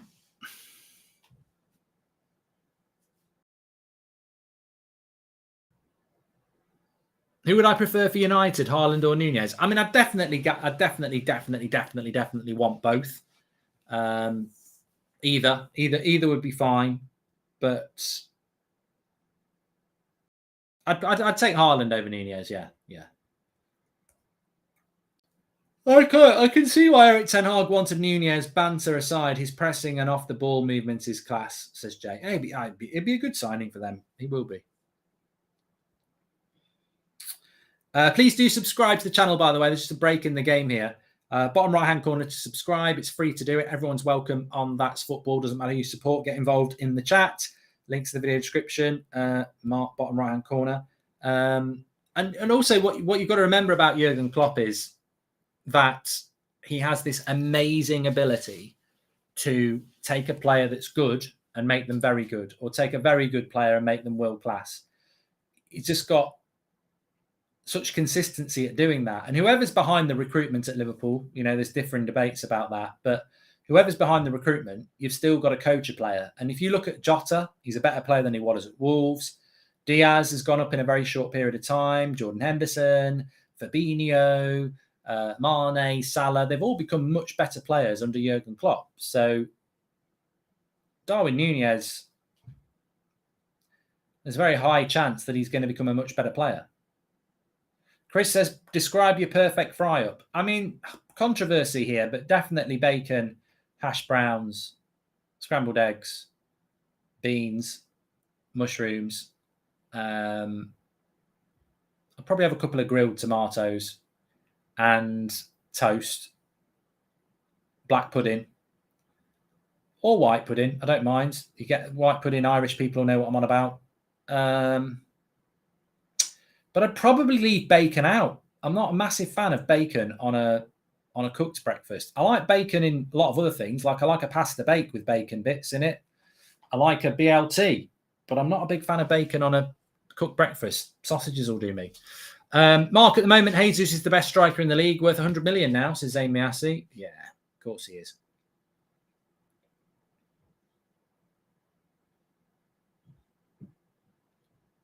I'd say hash browns are probably my favourite bit on a cooked breakfast. I really do like them, yeah.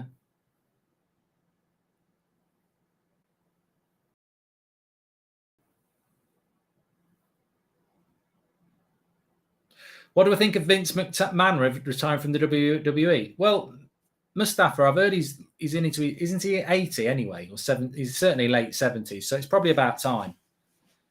He's older than I thought he was. Here's Mahrez. It's not. It's Cancelo. Mahrez has gone off. Mahrez and Grealish are off. Alvarez and Foden on. And Adrian just boots it out. Fried bread I used to like, but it is a bit, yeah, it's a bit fatty.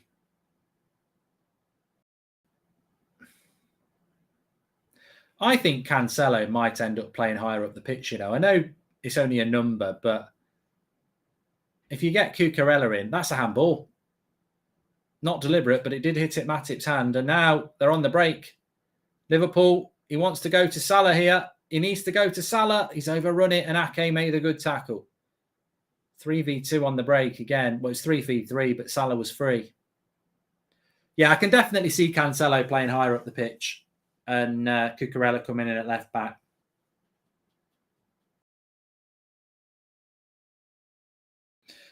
Definitely was a handball by Matip, but I think there was an element of, ball to hand. Well, I forget about that. I don't even understand anymore what the... Oh, Foden, easy. No, good save. And a goal. And he's given it. No, he's not. I was going to say it looked like a foul. Alvarez thought he'd scored his first goal. Poacher's instinct. But it looked like there was a foul, kicking it out the goalkeeper's hand. Let's have a look. De Bruyne's got it. Switches it. Looks onside to me. Foden with the shot. Keeper fumbles it. I think that's a goal. I think it's a goal. When Goldbridge reacts like Fake Girlfriend episode, it's coming back, Cax. I'm going to do some more Goldbridge reacts. Well, it's not offside. So if they're reviewing it for offside, this will be a goal. I just wondered whether it was kicked out the hands of the keeper. Potentially there's a foul by Foden on the keeper there because he has got two hands on it, but it's onside.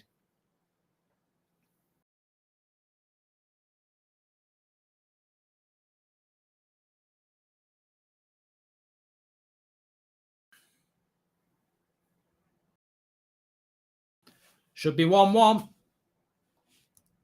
You get penalties here. Alvarez, not officially his first goal because Community Shield doesn't count, does it, on your stats? But looking at this, I think they're just... There's no way Foden's offside.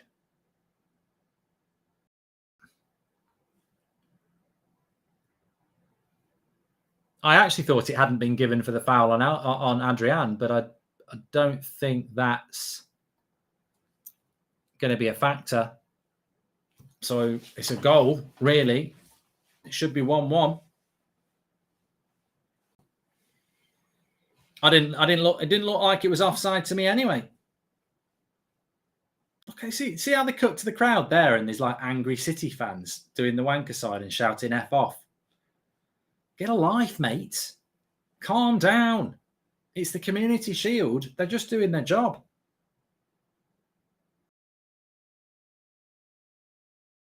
He's given the goal. 1-1.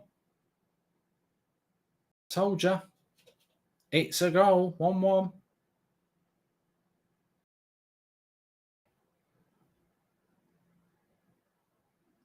I'd question the foul on Adrian. I'm pretty convinced that he's got two hands on this, and I don't know why it's not a foul.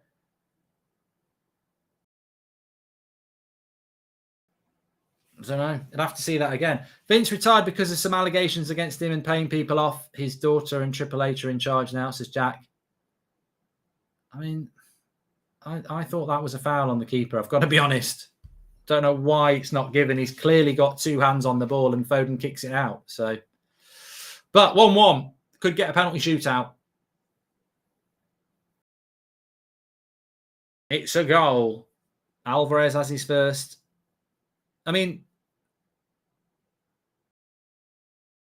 and another substitution for Liverpool here. Darwin Núñez did have the chance to win it for them, make it 2-0.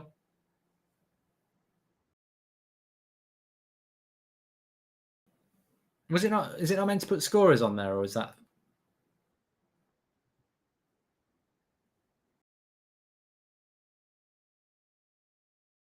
Oh, right. Okay.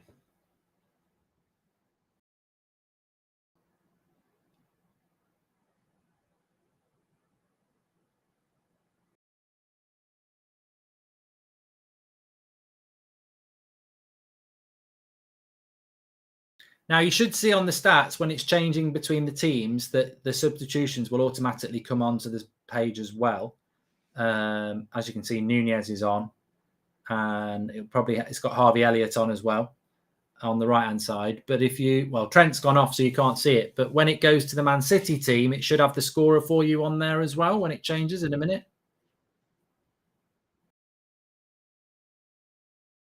So it's updated all the players. And then Alvarez has got a goal on his shirt as well, which you can see, which means he scored the goal.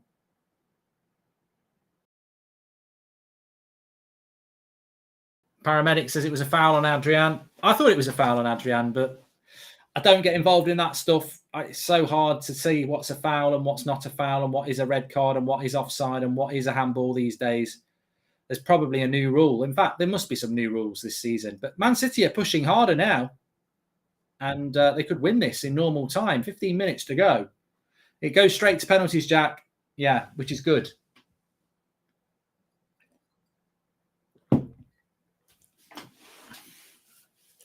Keeper had 2 hands on it. Don't know why it wasn't a foul.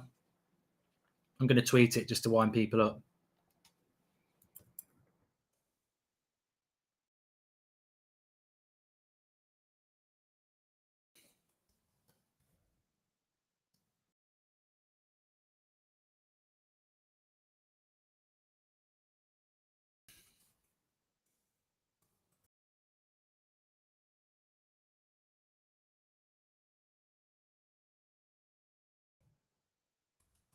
There we go. I'll wind a few people up on Twitter. Get involved on that, Mark Goldbridge. Could go either way now. Harvey Elliott into Darwin Nunez. Cross doesn't come in. Trent switched off again, says Crazy Horse. Well, he's never going to be switched on completely defensively, Trent Alexander-Arnold, is he? And he's always going to be, it's probably why Southgate doesn't pick him. But going forward, he's probably the best attacking right back in world football.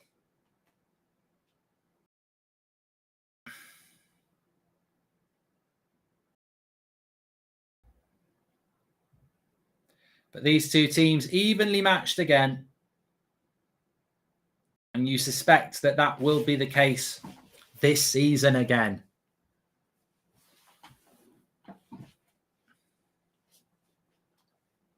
They've given us a good game, though, for a pre-season game. I mean, look, I watched United play against Atletico Madrid earlier on, and, you sort of want to give yourself the excuse, well, it's pre-season, not everything's working yet. But then you watch Liverpool and City, and, they've been playing with this manager for years. It's like riding a bike, isn't it? They're not going to forget. And you can see that fluidity, that chemistry. It's just there. And it's been an entertaining game. And here's Alvarez on the break again.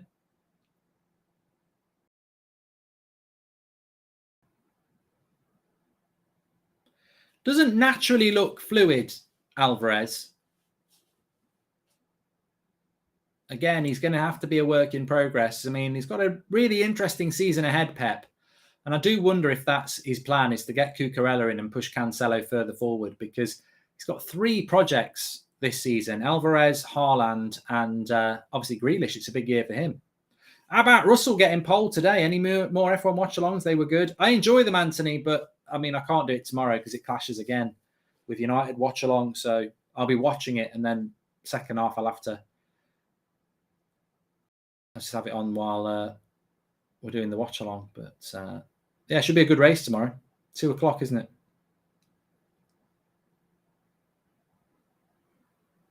Well, a lot of you predicted City would win this. 10 minutes to go for a winner or penalties.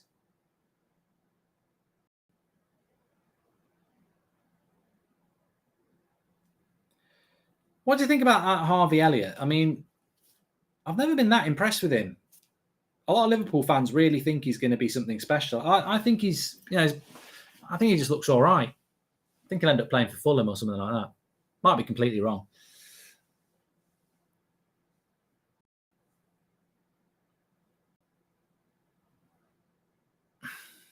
Haaland's looking tired.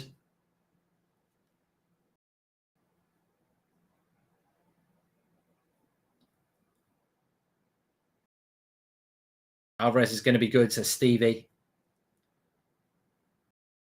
Rice says, Elliott's all right, but he'll be at Villa in 4 years. Not good enough.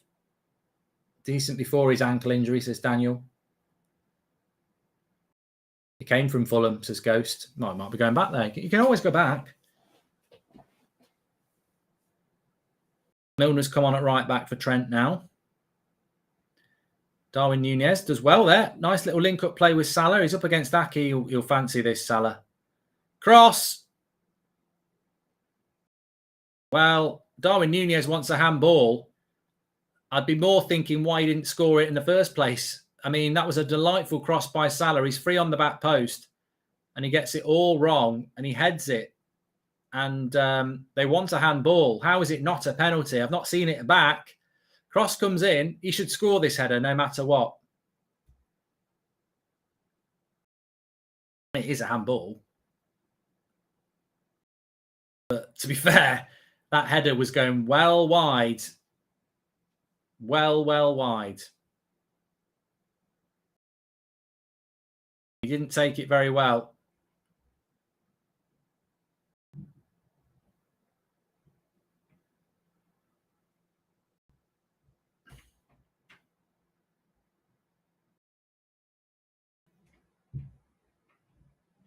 Well, they want a handball. I don't think he's going to give it because Matip had a similar one.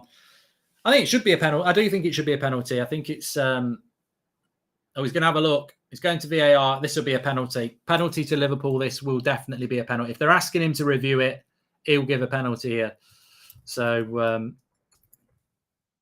Darwin Nunez a little bit lucky because he didn't head that well at all. It was a lovely cross by Salah, and a striker of his quality should be heading that towards the goal. He was actually heading it out for a goal kick. But look where the header has gone there. It's going well wide. But it will be a penalty, that. His hand's in an unnatural position. I mean, I don't understand the handball rule, but for me, that's a penalty. And he's given it. There we go. Will you watch tomorrow's England game, says Eugene? I will watch it, but we are live on the United stand for the Ronaldo return, Martinez debut. Ericsson will probably play as well at 4 o'clock kickoff. Well, that's a 5 o'clock kickoff, so I can't do a watch along for it anyway. It's a penalty to Liverpool. It's the right decision. I mean, in fairness, you can't really do anything about it.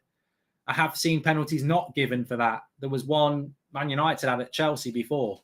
It's not like he can move his hand out the way anyway, but I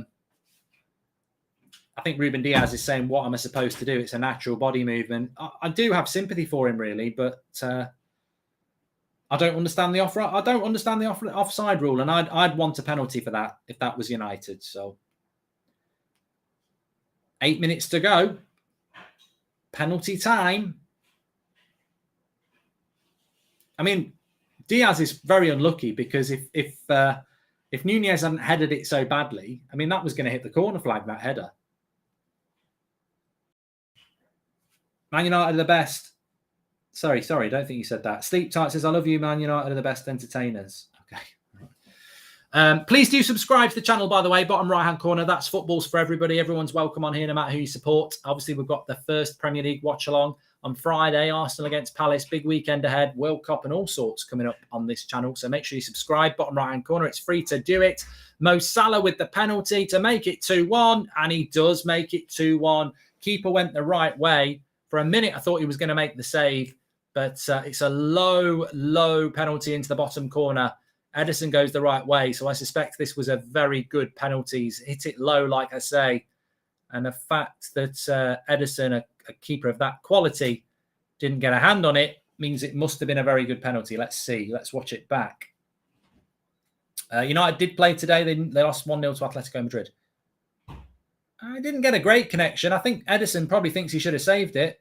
No, it is a good penalty. I thought it bobbled a bit, but it's just power. Low power. Very good penalty from Salah. Makes it 2-1. City weren't back in the game for long.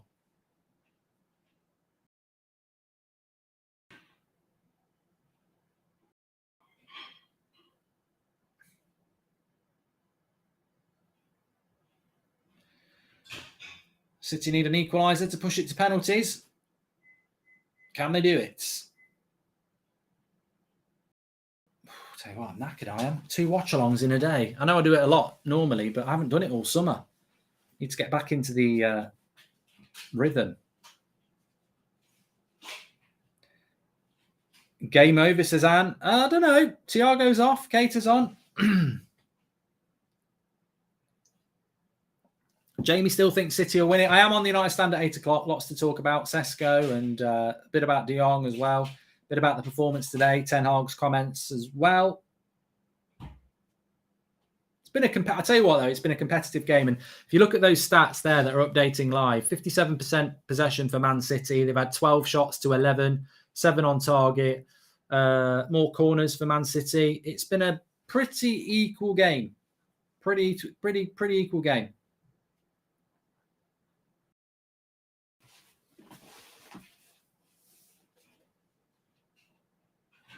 It's Harvey Elliott. Been described as quite average by the chats, and that was quite an average run.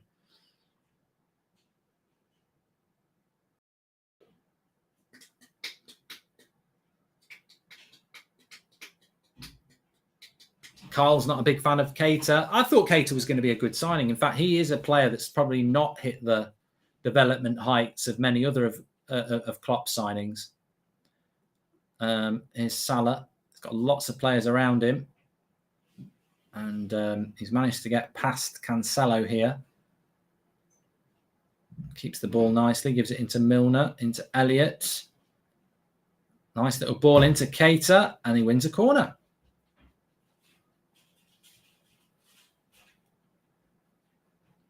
Chris makes a good point. How is it a penalty for Liverpool, but not when Matip did it? Interestingly, the Liverpool Matip incident, the ball travelled further and definitely hit Matip on the hand.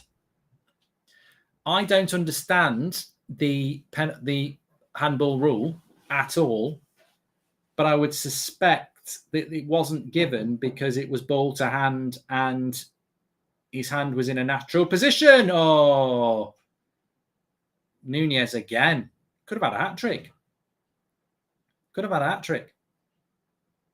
Delightful cross by Milner. Right on his head. It's a lovely cross, and he does well with the header. Definitely better than the one that led to a penalty. I've got to be fair, I don't think the Matip one was a penalty, whereas I felt the Diaz one was, but that's just feeling. I mean, I think Matip was falling over and it hit his hand, whereas I think Diaz has got his arm stretched out and it hits it. That's my feeling. Werner's back, apparently, says Bally. Oh, here we go. Could be 3. Greed. Who's that? Robertson. He could have slipped in Salah. Salah's fuming with him. It was greedy. I don't know why he was shooting from there. Could have just slipped him in.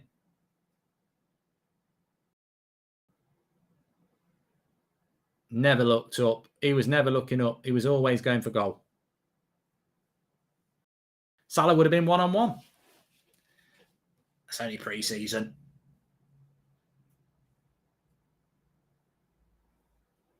Are Man City fans really that bothered about losing the Community Shield?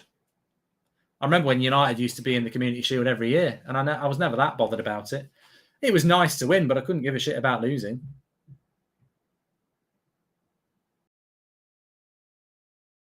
I am doing a fantasy Premier League this year. I need to look at it. We'll get you the code on the Premier League predictions video I'm doing this week. I'll make sure to knock the code in for you, yeah. Man City look like they're tiring a bit now. Good interception by Aki. Momentum certainly with Liverpool. Is Haaland playing? He's been a bit quiet.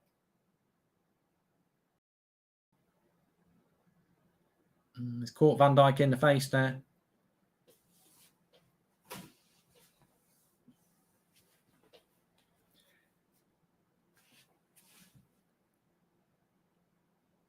No, there's not much gone on there. Not much gone on there at all. Well, it probably has hurt him. It probably has hurt him a little bit at that pace, to be fair. Another substitution. This is the Fulham signing, isn't it? Carvalho for Diaz. I made the mistake of being angry when Rooney put a transfer in request, but he saw the same thing that Ronaldo did, which was a lack of ambition, says IQ. I didn't realise how slow Haaland was. Who's going to do better this year, Haaland or Nunez, says Sean Turner. I don't think Haaland's slow. I think he's quite fast in a certain situation. But he's quite slow in tight spaces. I know what you mean, his touch and everything like that. But he's got explosive pace when he's got space to run into.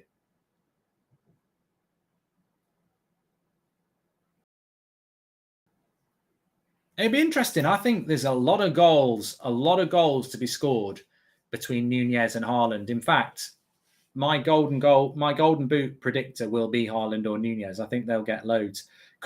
Salah could still do it, let's be honest, but I do think there's going to be a lot of goals for Darwin Nunez and Haaland this year.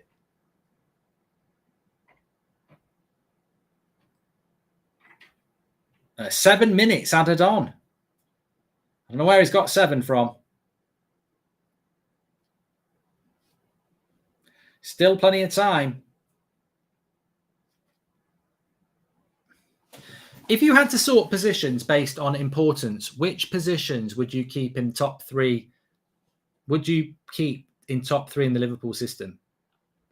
I don't know what that means. I presume you mean which of the 3 positions I think Liverpool need to improve on the most. I certainly think that they need another midfielder, like a Bellingham or someone like that would be brilliant for Liverpool, or a Barella, something like that. This is the trouble when you're talking about a team like Liverpool and Man City. I don't think they've got holes in their team. I think they've got improvements. You can always make improvements, but even then, I don't think there's many positions in a Liverpool team you can improve. It's not like, I definitely think there's room for another midfielder in there. Well, Haaland's just scored, but the ball's gone out.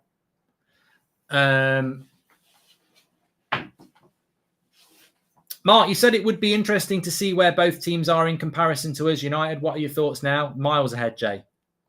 They're miles ahead on talent, but they're miles ahead on preparation as well. Who would you choose to play for Man United? Salah or Maguire? Reece, come on.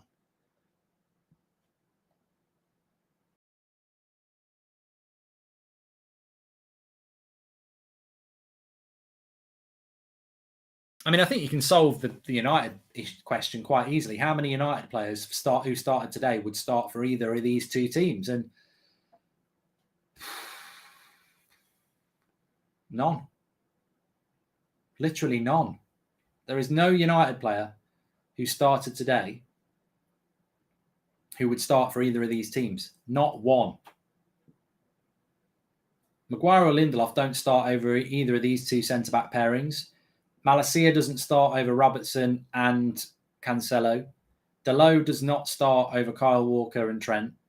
McFred, forget about it. Bruno, forget about it. Rashford doesn't start. Elanga doesn't start. And neither does Martial.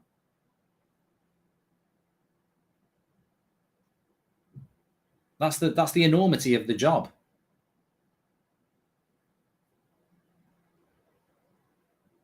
But if I had three signings to make for either of those teams, I would buy a Bellingham for the midfield for Liverpool. But I'm struggling to see where else they need to improve. You'd basically just be buying bench players, wouldn't you? Just to supplement their squad. I think Liverpool's potential weak area is squad depth. They're all over Man City at the moment. Robertson, that's it. Surely he's got it. Darwin Nunez, 3-1. Finally got his chance. Well, he's not had his chance.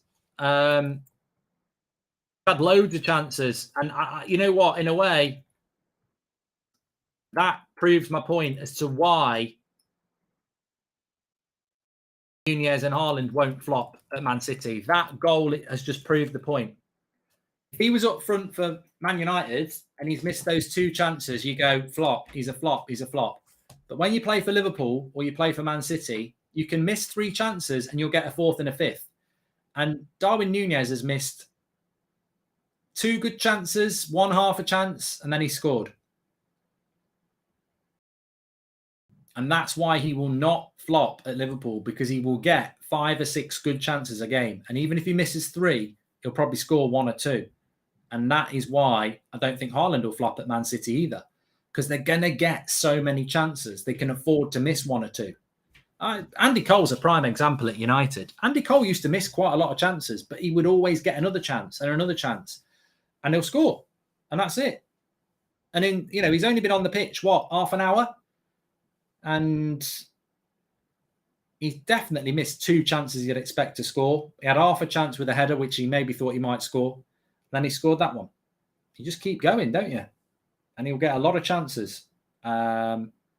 And that's why, for me, I think Darwin Núñez and Haaland, it will be one of those 2 for the Golden Boot.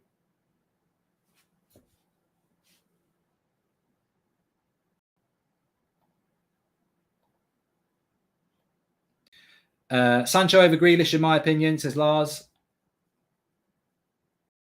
Oh, yeah, but Sancho didn't play for United today.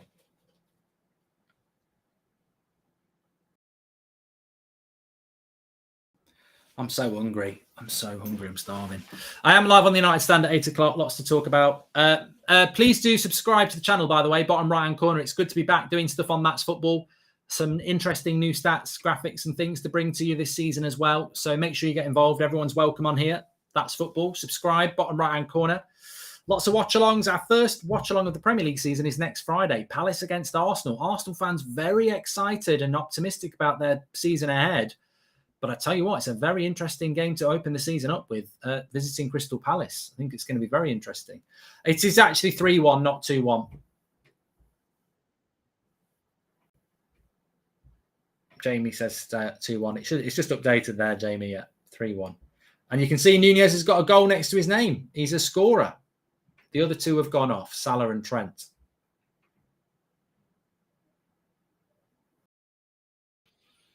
So a comprehensive win, although, oh my God, I'm going to christen him Timo. It's Timo Haaland. That is dreadful. That is absolutely dreadful. He couldn't finish his dinner. He couldn't hit the ocean from a boat. He's onside. He's missed an open goal. He's hit the Denver. What a miss. What a miss by Haaland. That is dreadful. Absolutely dreadful. That is a terrible miss. I'm sorry. I mean, Adrian makes the save. It rolls out to the 6-yard box. He's got the whole goal to hit, and he hits the Denver. Yeah, just not Haaland's day. Darwin wins this one.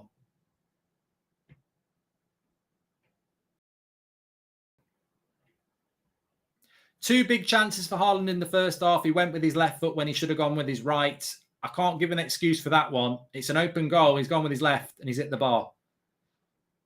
Terrible miss by Haaland. That is the final whistle. It finishes 3-1 to Liverpool. Darwin Núñez thinks he's won the Champions League. I think someone needs to tell him what the Community Shield's all about. It's for charity, mates. It's not the Champions League. It's for charity. But he's happy. He scored a goal. He'd have fancied himself to have scored some others. I wish United had signed this lad, but we couldn't get him. And I think he's going to be a very good signing for Liverpool. I think Haaland will be a good signing for Man City, but he's going to have to take the banter today. He really will.